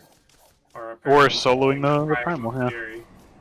Spider's OP, did I mention that? Best part of her kit. Yeah, you did. Yeah. Nerf spiders. They gave them too much health, too much damage. They did not need to be buffed. Legitimately, if you're playing Arachne now, you level up the spiders before your other abilities. It's actually insane. Yeah. But we're at the point that sure, Death Dealers has had a gold lead the whole game, but you know what? One good team fight from the team fight comp or either team, and Kukuo comes out. It is not in time though. Tinglish not able to secure that. Stolen away by the Death Dealers, and Bodega just aren't back, so they're has to back, but doesn't hurt too bad. You don't feel too bad about it. You get the EFG, you steal it away from one of the best secures in the game, and that's just unfortunate. Bodega still not able to get their footing. They do regain their bird though, so at least they will have all members of the base available. Got the Titan, got the 3 birds. However, it looks like, Papoose kind of eyeing that left Phoenix again. You can almost see it in his eyes, you know. What if I split pushed? Can I get a bird over here? Y'all gonna stop me? I'll take it. I mean, I ain't gonna say no. Sure, Tinglish used his ult, but hey, look, it's back up because 40% cooldown. Yep, 40% cooldown with a 500 pot. Spirit of the Nine Winds comes out, hits lethality, gets him a little bit low. Midbird does fall in the meantime, though. Bomba in a really tough spot, no health, taken down by Dash UA, and this could be the start to the end. Death Dealers look to march forward. Tinglish in a little bit of a tough spot, forced to use the beads there to get away from the stun from the burp. Papoose looking for a little bit of something on the back end. Cuckoo Tornado hits, I believe, 4 members, gets some good damage out there, and that is going to signal retreat for the Death Dealers. A little bit too low for their Hit a good Zephyr liking. Polyauto on the Bacchus too. Ooh. Fallen takes out Licka again. This could be a good opportunity for the Death Dealers. Those respawn timers are incredibly long. 70 seconds on Licka. 3 birds down. They have a chance to be able to end here. Just need to be careful. Watch out for that cuckoo damage. As I say, you could even just die to the Cuckoo and it wouldn't matter because they can't push without their Rama anyway. They can't guarantee their end. But Yeah. Are able to go ahead, force that Titan down. I mean, you have all of your buttons available nearly late game. You have so much power. Titan doesn't get tankier as the game gets on, and that is going to be a win for Death Dealers as they tie this set. yeah, Death Dealers definitely just saw what went wrong for them early, or in game one, them sure having a lot of kills, but not stealing the farm away from Bodega and allowed Bodega back in for game one. And they chose not to do that this game by drafting that Arachne and just letting Arachne do Arachne things. And Yeah, definitely.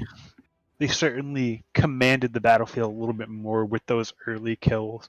Got themselves a lead and just stayed on that gas. Had a couple of bad fights, but wasn't quite enough for Bodega Hive to get into it.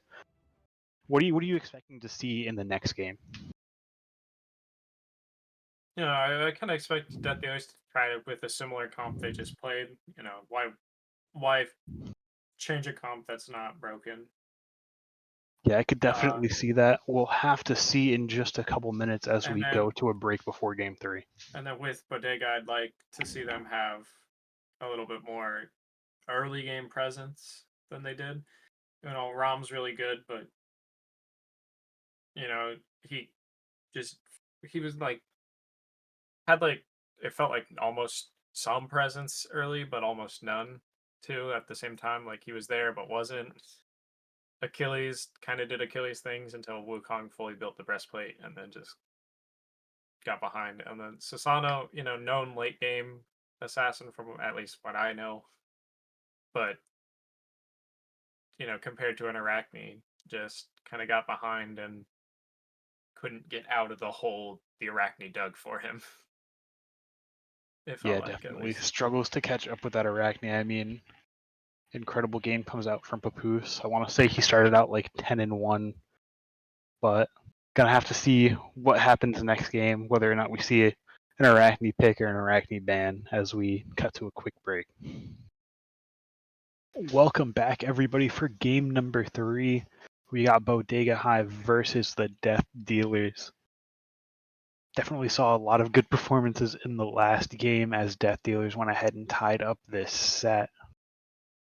And right off the bat, we see the Arachne ban. Cannot blame them. Papoose went pretty crazy on it in the last game. I mean, I want to say he was 10-0 at the start of the game, 10-1, something like that. So definitely a good ban coming out. Again, we still see those targeted global and semi-global ults with the Chernobog as well as the Athena. And then boom, Geb. Again, that third time's the charm. Ganesha, 100% ban rate. Ban the Wukong too, yeah. Notably, that leaves all of the mage solos open. Yep, every mage solo is open. You have Raijin, Poseidon, who's been banned the Yeah. other 2 games, Morgan Le Fay, Opwash. A lot of variety coming out of that solo lane if if need be. But not going to see those Hercules or those Sun Wukong. Saw them both have pretty good performances. Bamba had a really great game with the Hercules game 1. Lethality been doing pretty good on the Sun Wukong as well, so definitely don't mind them getting that out of there. Yeah. Yeah, I'm certainly excited to see how Bodega plays with, well, I'm gonna assume Poseidon solo. Yeah. And there's the other two good ones. Yeah, looks like the only mage we might not see come out Is is that, Watch. Opwash. And we see Thor again, one of those gods that you'll generally see a ban for, whether it's first phase, second phase. Not a god that people like playing into with that semi-global ultimate. Yeah, I think this was also, one of those picks that were banned the first two games and got it through. So, I feel like, Bodega might be, might have kicked themselves for a moment thinking, oh shit, we let Raijin or Le Fay through, but then they're like, oh wait, we have Poseidon Thor. So, like, we're in just as good of a spot because we had a pick that was banned 2 games. Well, we have two picks that were banned 2 games away. Yeah, a lot of really strong picks comes out. We saw Lika come out really strong on that Donza game number 1. Just had a phenomenal game, so seeing that come back certainly inspires hope for the Bodega Hive believers. Yeah, I And was then just Thor gonna and mention that. Poseidon, just so much disruption in a fight. Yeah, I was gonna mention, we see Lika returning to the Donza, so that he had an insane performance on. Rama, might have not been it for him, but Donza gets to do what he wants to do, I would assume, and he looked confident on it game 1. So Yeah, definitely seemed a lot more confident on it compared to the Rama, as we see a Maui hover. God that we haven't seen in quite a while, but people might be gearing up. Gotta play the fisherman right before the whale comes out.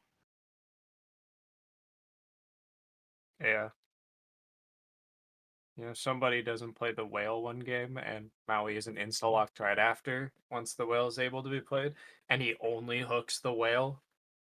Missed opportunity. I'm sorry. I'm gonna judge you. Even if it's probably the right call, I'm gonna judge you. You're making the right plays, but you're not But fulfilling you're my not making dream. the flavor plays. I'm sorry, you're not making the flavor plays. You're not going for lore. Yeah. As we see the other natural enemy of the whale band out, getting the boat out of there. Charon not going to be ferrying any souls to the afterlife of this game, as well as that rat not looking to have their Thor matched with their semi-global. Yeah. Like I said, game 1 with the rat pick where they banned the Thor afterwards, can't let the other team have a semi global if you've got a semi global. So, you gotta be ahead of them. You gotta be the only you gotta show your supreme your dominance of the skies with your semi global. Yeah, certainly air superiority unless we see a Thanatos ban. Relatively able to do the same thing. A little bit more burst damage than the Thor, a little bit less safety without a movement ability. We see the Bakasura band out last. Bakasura just again a tough guy to deal with. Similar in vein to that Arachne we saw last game. Just gets a one or two autos on you late game and you're just on the gray screen before you know what happened. So definitely don't mind that ban. Especially when he pops his ultimate. And you cannot move. So fun. You can't use a movement ability and there's minions around you so you can't Can't walk. walk. Just sit there and take it. Take the freaking AoE auto rate, like the cone autos that he just autos at you with. Yeah. The cone autos with golden blade and gooseberries. If we're not, yeah, if we're mid to late, not early, or not late, but okay. This hover, interesting. Yeah, I mean tier But Definitely not a bad god. yeah, it just he's gonna go into the Raijin. I'm gonna assume the Raijin. But yeah, okay, I was gonna say, but Tyr's like one of the few warriors I would be down with against a mage because Tyr's just a bully to mages. So Yeah, and I mean, even if, Tyr doesn't have the best of, an early game, just gets, out pressured and poked in lane. Late just game, he's Lawbringer just going to fearless, yeah. Lawbringer Lawbringer fearless. fearless constantly. Oh look, let me jump in the air, slam on you, either stun you or do more damage because Tyr needed that. I, And then I I think the stun was a good addition. I think the stun was. I don't think that more damage was because I don't see anybody really using the stun. Yeah, definitely hard to pass up on the stun for a little bit of extra damage. But honestly, these two teams, pretty standard, double mage for both. What team comp are you giving the edge here? Honestly, like I'm in like a similar spot to last game where it's like it's either team. I honestly think this is probably the fair, like the most balanced comp that the comps that we've seen. But I know Maui's not picked a lot, and him having to match against a Nox in support kind of just shuts down everything he wants to do if she just drops the silence bubble. And to be fair, the Nox just kind of shuts down everybody on set dealers besides falling on the Hachi who's just gonna auto. And if the Mercury is out of auto range, it shuts him down not uh if he's not in auto range, or if he is in auto range, it doesn't matter. But Yeah, for yeah, sure. If Nox is able to land those combos, could certainly be a deciding factor in this game. Only time will tell, though. Will the Nox combos get the value, or will the consistent ability to frontline from the Maui prove a little bit more valuable? And honestly, I agree. It's such a tough game to call, just based on comp. Both relatively standard, slightly different in those support picks, but I think very evenly matched overall. yeah. If Bodega definitely has their because they got a lot of like good team fight ultimate setups for this Scylla.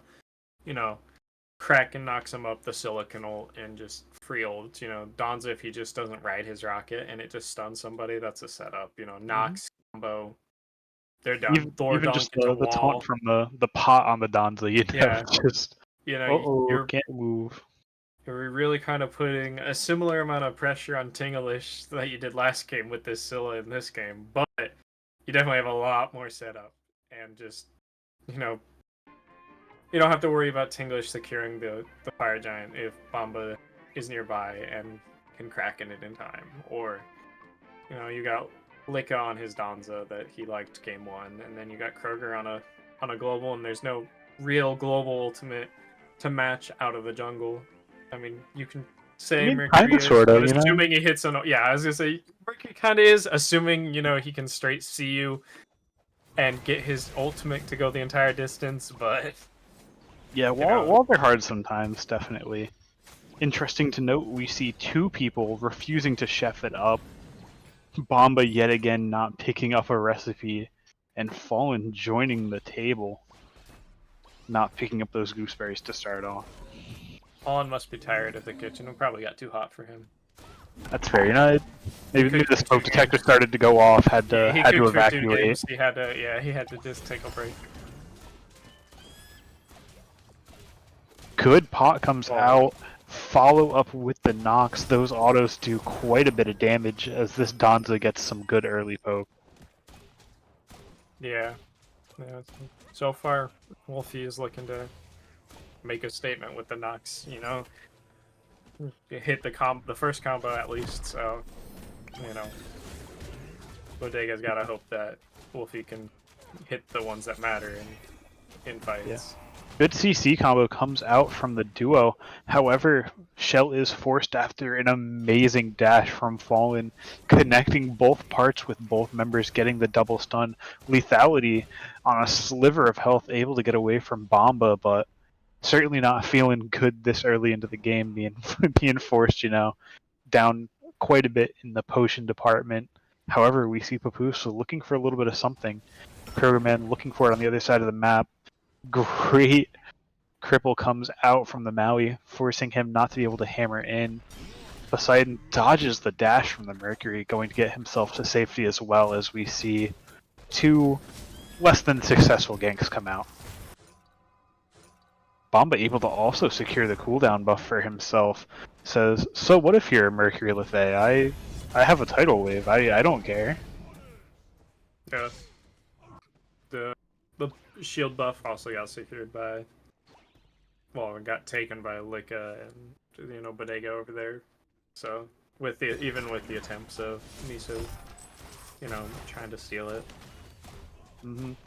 Gets a good attempt to try to steal, just not quite able to get the secure. Bodega picks up both of those auxiliary buffs, and that puts them just a scratch ahead in that golden XP. As we no kills, no real neutral farm out yet. Look at taking quite a bit of damage. Good pull out of the tower from Miso. Not quite able to get done. Nox throwing these combos out there, making sure it is known that they will hit things that they are needed to. Great wall comes out from Thor, forces Lethality into a tough position as they fall for first blood.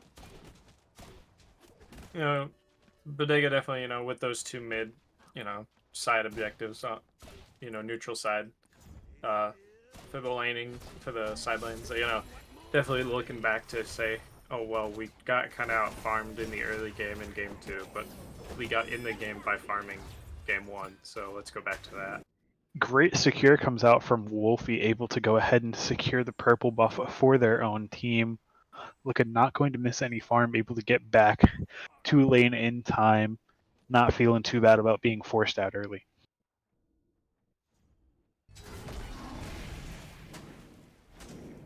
Other than that, not seeing anything too significant come out. Relatively even across the map. A little bit more pressure comes out from Bodega, able to secure, those side camps, looking for them yet again. Poseidon picks up the cooldown once again. Fallen does manage to pick up the shield camp, however, getting themselves a little bit more pressure on that duo side. And both teams, have the best Tiki for early game. They've got the blue Tiki first, so. Yeah, always a good day when you get the blue Tiki. Especially when you're playing, two mages, in the two lanes, having the mid lane and the solo lane, having mages. Yeah, I mean, Donza can't complain either, Yeah, Ability focused hunter gets more abilities. That's got a recipe for success. Yeah, recipe for success. And again, Nox is gonna be happy too. Unfortunately, she's just not gonna have her green for a little bit. Oh my god, Thor ultimate off the mark. However, Miso is on the wrong side of the lane. Damage comes out. It is enough. Fallen forced onto the horse to get out of danger. And that is yet another kill for Bodega Hive. Yeah, I didn't even know Thor was in the air. All of a sudden, slams out on the ground, and well, there's a Thor. Yeah, it looked like a decent fight for Death Dealers, just kind of fighting in the lane, and then all of a sudden, out of nowhere, boom, Thor ult gets himself the second assist of the game. Unfortunately, not able to get these early kills, but certainly putting in his work around the map.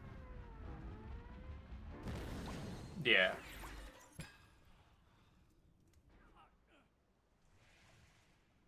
Well, there's a small deviation from the standard, mage solo build with Bomb this Poseidon. Yeah, Soul Gem instead of. Ooh. Merkel comes through, able to dodge out the Poseidon ult. Takes quite a bit of damage though. Kroger not able to secure the kill on this Thor. Maui looking for more. Bomba in a really tough spot. Good follow-up comes from the support in the mid laner. Raijin ult not quite on the mark. If he hit a taunt, maybe they're able to get him. Still looking for more though. Wolfie is here, Might be able to look for something on Dashy. Not going to be able to land the crush, and that should be about the end of this fight. Yeah, you see the difference in the solo builds. Morgan Le Fay's got Pythags, kind of the more standard build, and Poseidon with the Soul Gem. I don't know how I feel about that. You've got, because you're gonna get the cooldown anyway, like from your next two items being Breastplate of Valor and then Shoguns on Poseidon, if I'm not mistaken. Genji's he can do as well, but Dashy's beads forced out after a successful Nonx combo puts him in range of the crush, gets himself out of that danger, making sure there's not a possible Scylla ult coming after him. We see Papoose looking for Bomba yet again. Doesn't have the ultimate available quite yet. However, the dash is on the mark. Kraken is used, takes away most of the Mercury's health bar, and that's going to be an unsuccessful gank. Bomba showing out, saying, "You don't want to fight me. I'm level 9." yeah, definitely. Oh, Miso's out here getting a little exploratory. Miso in a really tough spot here. Hammer not quite on the mark, able to just barely get over the wall to jump over. Kroger looking for a little bit more, and it looks like Miso will go ahead and fall. The resident Hawaiian on the Hawaiian does fall. Mercury just barely off the mark, misses 3 by the skin of their teeth. However, still looking for more. Kroger going to be able to portal over the wall. Wolfie incredibly low, finally falls to Papoose, and that is a very back and forth fight. Support for support.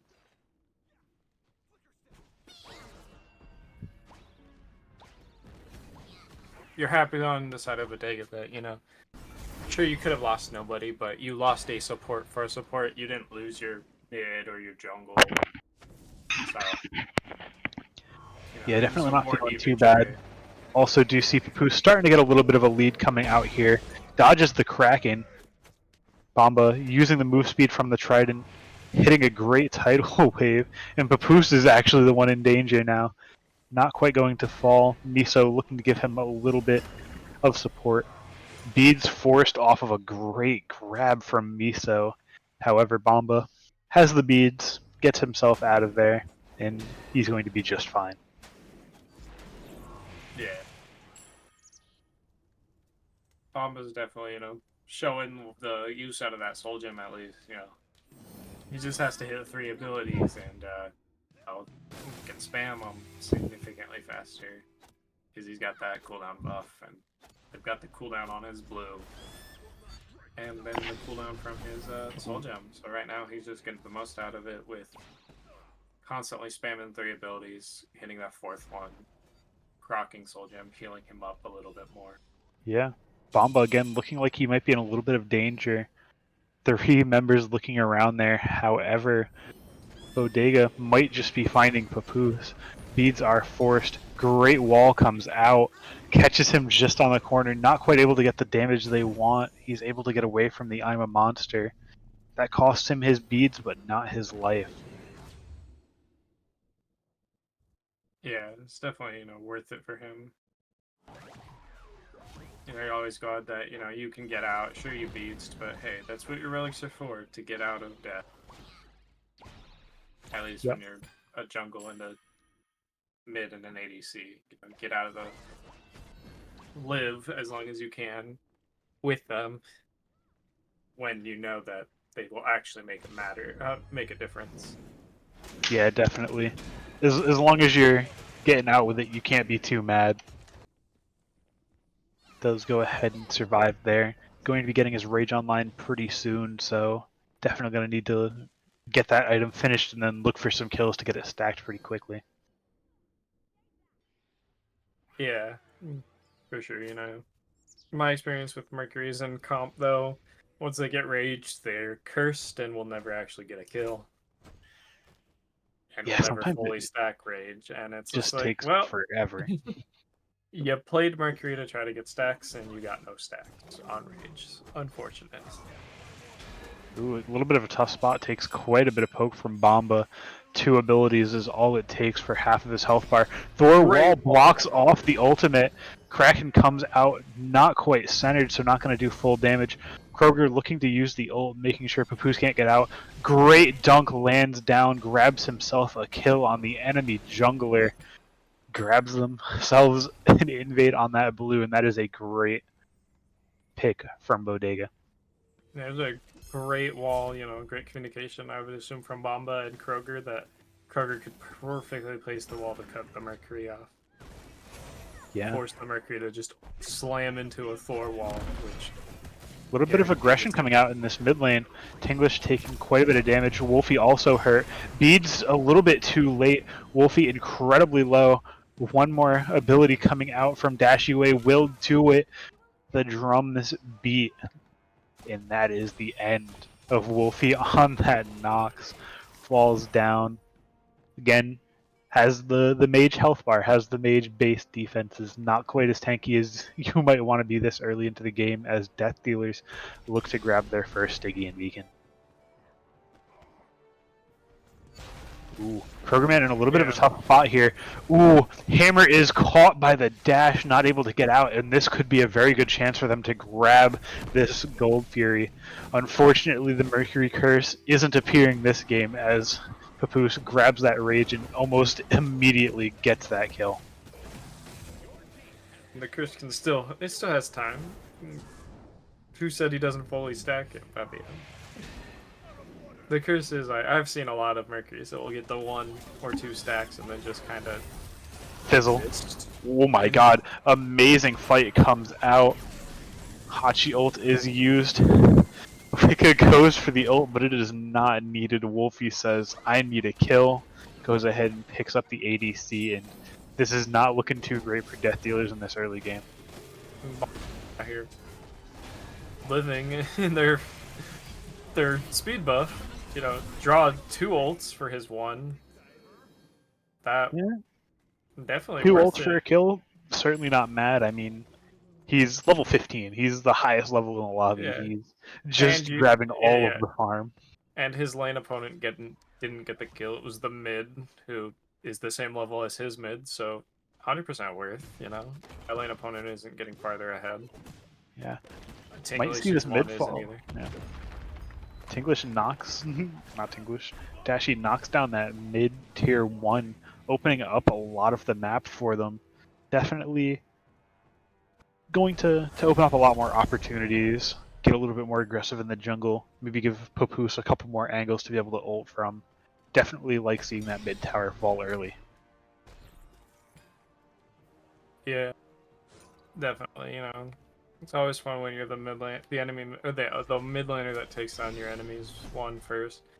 Always sucks that even if you push waves under their tower and watch the waves go under tower and clear the bastions, and they don't clear your bastions, and your tower still falls first.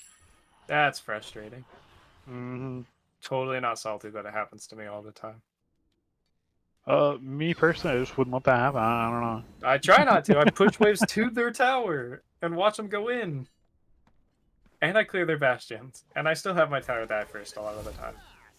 Well, yeah, if an ADC rotates over and is left alone for a quarter of a second, they just take it out. Papoose in a really tough spot, uses the beads, and it might not be enough, yeah. Not able to get that ult off in time. Might, in fact, see his ADC take a little bit of, the consequences of his actions there. Kroger looking for a little bit more, not going to have the cooldowns quite yet. Still looking for the kill, though. Wall not quite off the mark. And that should be about the end of the fight. Hold that thought as Dashiway dashes in. However, still a little wary, not going to fully commit into there. Yeah, not willing to go for that full fight. Maui probably says, "Hey, Nox and Scylla are coming. We don't stay here." Yeah, you definitely need it. And yeah, Bomba gets the Shoguns that I've seen Poseidon solos get all the time, because it helps him. Bodega Hive manages to secure it, however, Bomba, incredibly low, lives. However, Papoose just absolutely blows up after ulting in. A lot of low health bars here. Wolfie Pup in a really bad situation. Look at in a very bad situation as well. Dashy Wave picks up one, Lethality picks up another. Dashy Wave with a double kill. Tinglish, last survivor of this fight, along with Bomba. Very low, not going to be able to get anything, and that might be a Gold Fury for the Death Dealers. Yeah. Yeah, just hightail it over, get the thing you only lost with Poos, you know. Bodega lost 3 for Pyro. Not the best trade, but Yeah, definitely not an opportune trade, and that should allow them to catch back up just a little bit. Looking at about a 2,500 gold lead now, should drop to about maybe 1,800 after this. So definitely gets them back into it for sure. However, on the other side of the map, we actually see a little bit of a bold, bold call here, looking for the Fire Giant. There were a lot of low health bars on the other side. You have that Poseidon to go ahead and secure with ult. However, forced out by the Mercury, not quite going to get it. Bodega are able to secure it. They do still have a Scylla. They don't need a solo Poseidon. Drones, yeah. Lethality in a really tough spot. No mobility left. Goes down, falls to Krogerman, and this is exactly what Bodega Hive wants right now. Look at going in the rocket, lands the stun onto Dashy, and the incredible wall comes out. That is 4 members down. Bodega Hive surging forward, looking to knock down this tower. What will they do after? When we saw Nox ult, that I think I saw her hit Maui, but with the explosion part, but I'm not sure. I'm not 100%. Yeah. It was such an intense fight. It was such a quick moment that I tried to see, and I thought I saw Maui get a little purple around him, but I mean, Nox ult is down. Miso did go to the gray screen. Yeah, maybe. I'll give it to Wolfie even if they didn't even throw the ult, you know. Yeah. You get 4 kills, you probably hit something nice. Yeah, I didn't even pay attention to the assist tick up when the Maui died, so. Yeah, up to a quick 5,500 gold lead, 18 minutes in. They have that FG for another nearly 3 minutes. Yeah. But Bodega definitely a great job there, recognizing, you know, oh yeah, sure, we lost 3, but they're going to gold. We can burn Pyro because we have 2 great secure ultimate, Fire Giant secure ultimates. And great ADC. Secure and even better burn. Yeah. Bombo using that trident with the Shoguns. However, in a little bit of trouble right now. 3 members on him. That is both relics used. Ooh, good pull comes out, forcing him out of that tower a little bit longer. Still able to get out. No, not too many issues there. 4 people at his tower, but on the other side of the map, we see Bodega Hive take out Fallen as they start to push into this tier 2 tower and possibly even the Phoenix. Dashy able to get the back off, but I don't think it'll be in time. That should be the Phoenix. Oh my god. Oh, I forgot there was 4 of them there. I just saw Dons on the map. And I see the Phoenix just skip, like, from, you know, full to, like, half to dead. And I was like, geez, Dons is OP. And I totally forgot they had 4 there until he moved. Yeah. I think 4 on the map. I think they had the Pyro, right? Yeah, they definitely. They traded 3 of their lives for Papoose and the Pyro. Quite a while back. Looking to take down another Pyro, get themselves another bomb, so they can do a magic trick and make the Phoenix disappear yet again. Yeah, Bombo is definitely loving that. He's just like, yeah, sure, I'm level 20 already, but there's 4 in my lane and I'm not dying. Great Kraken on the mark for Miso. Takes out quite a bit of his health bar. Not quite falling yet. Members are chasing. I'm a monster used, and it is going to take Maui. Yeah, waits out the ultimate. Maui falls back down to the ground, and that is it for his life. Surging forward. Great dunk onto Lethality, followed by the wall, getting 2 members stuck in front of it. Lethality incredibly low, not quite dead yet. Scratch that. Kroger grabs himself a kill, and this is going to be a second bird down at the 21-minute mark. Yeah, great beats from Kroger to immune the fear from the Morgan Le Fay. Yeah. It's Great risky reaction picking from them. Thor into the Morgan Le Fay because you know that she's just gonna heal herself away. But when you have the foresight to beads the fear that's coming out, she kind of gets screwed. Yeah, Oh, definitely. Just great performances coming out of the Bodega all around. I mean, we've seen great plays out of Bomba surviving, a 4v1 over in the duo. We've seen great dunks and great walls from Kroger. Tinglish 6-0. great I Scylla mean, ults, great Wolfie combos with the Nox, or Nox combos from Wolfie, and then, Licka just doing Donza things that he did in game 1. but yeah, as we start to get into this mid-game, what do you think Death Dealers need to change up with their fight strategy as they go towards, defending this next FG? Do they They even got defend this next FG? I would not. It's only 22 minutes in. It's not an EFG. Play for the defense. You're gonna have to assume that they're gonna try to wipe the next tower. If not, they're gonna come down a lane. So I'd ward. I personally would ward between either ward tier 1 and tier 2 tower in the 2 lanes that have a Phoenix down in. Yeah. So you have an advanced warning which lane Yeah. they're actually appearing in. Bomba And your team defend up by that one. himself, putting in a ton of damage, looking to buy his team as much space as possible. Miso incredibly low, not quite going to fall. 2 mages are on Bomba, but will that be enough as Kroger gets himself up into the air, picks Miso horny on the absolute back end. Fire Giant does fall. Krogerman falls, unfortunately. 4v4 here. 4v3, scratch that. Bomba falls, and that might spell the end of the Bodega Hive push. Yeah, certainly.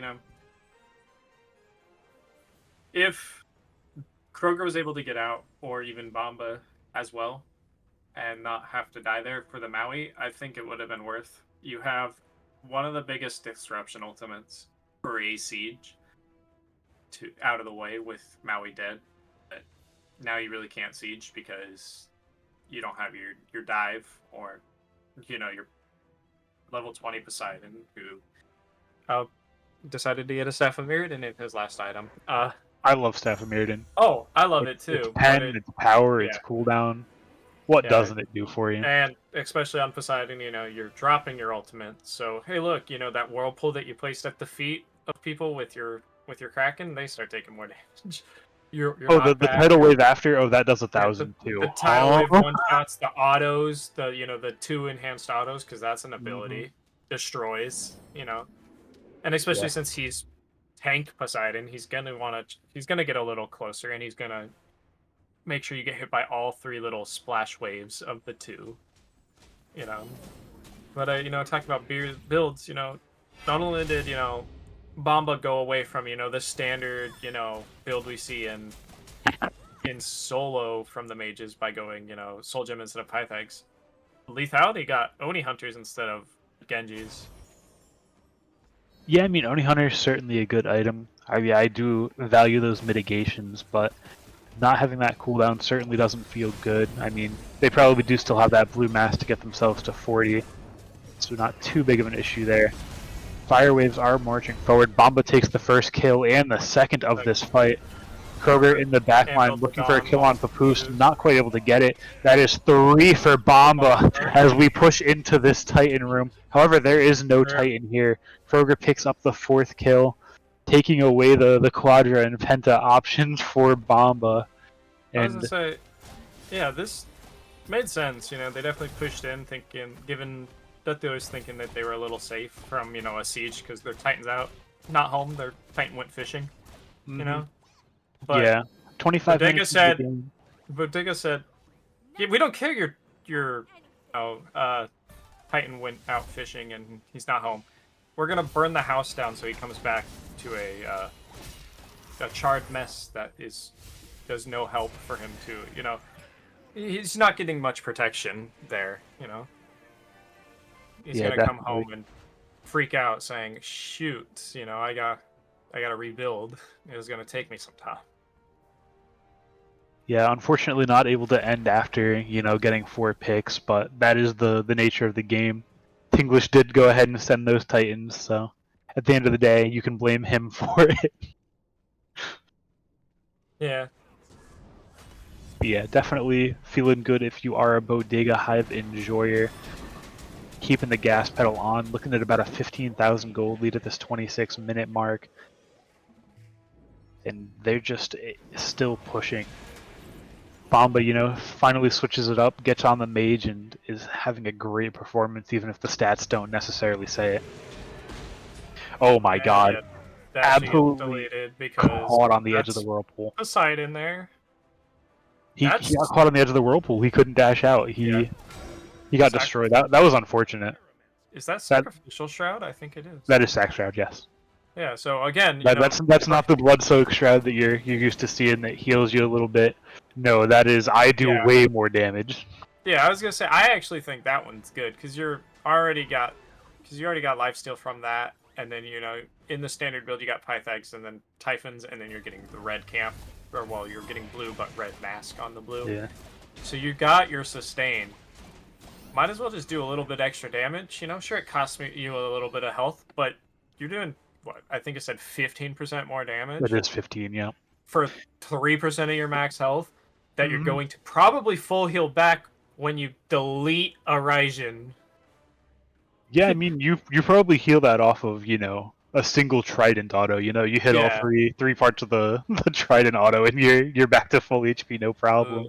I Ooh, love, we see a trying to couple of people corner pushing camp. out of the base. Great awareness comes out. Dashy wave yet again caught off guard. Going to go ahead and fall there. MLF in a bit of a tough spot. Gets Oh, into the yeah. ult in time for the CC immunity. Ooh, great. Amazing landfall comes out from Oh, yeah. Maui. Pulls so many people. Tinglish just barely not able to get the kill onto Fallen. Bomba picks up Miso, and it looks like this could be the end. Bodega Hive surging forward, putting tons of damage onto the Titan, and that is going to be a 2-1 victory for Bodega. Yeah, Bodega, stuttered in that game too. But they made the necessary adjustments to fix their problem that they had. Game one, like we said, they were down in kills, 0 to 5 kills. Death dealers. It looked like if you just tuned in at that time, it would have just been like, oh, death dealers are running. No, Bodega, played the map, farmed correctly, never let death dealers fully shut the door. Unfortunately, they didn't choose to farm as well as they did in game one into game two, and allowed death dealers to just control the map entirely and shut them out. But then they made the necessary adjustments in game three and shut the door on death dealers. Yeah, certainly a great turnaround from that game too. I mean, even an improvement on their good game one. Just a really incredible performance. I mean, Kroger played really well. Licka incredibly strong. I mean, this game it doesn't look like it. 16,000 damage when Bomba has 35. I mean, Yeah, but so Bumba was many also so many people just performing. 4v1ing. Mm-hmm. Yeah, 4v1ing and surviving most of the time. but 7, yeah, 3, 10. yeah, you can look at the 16k player damage from the Donza, but I am looking at that 11,000 structure damage from the Donza. He did his job. He hit the structures. Yeah, he put out enough structure damage for a couple people. Yeah, he did the structure damage. I, sure. I would wish, you probably a lot of people probably wishes their ADCs did a little bit more player damage than 16k. But you know what? I mean, It that wasn't a very long game to get it enough wasn't a long damage. game. He also did 11,000 structure. He pretty much killed like what 5 6 towers by himself. Yeah, roughly 6 towers now. Like That is so, going to wrap it up for this set. Stay tuned, tomorrow at 10 p.m. we do have a Walker Division set, Death Dealers versus Odin's Headhunters. I will be there. Not quite sure who the other caster will be, but I certainly will be there tomorrow night, 10 p.m. you'll get to see our lovely head of production over here play with the the owner of the league. They're facing off again. Yeah, they're rematching what they did in week one. Maybe Death Dealers, can learn what they did, what went wrong for them in week one, and adjust properly, or will it be a repeat? Got to tune in tomorrow and find out.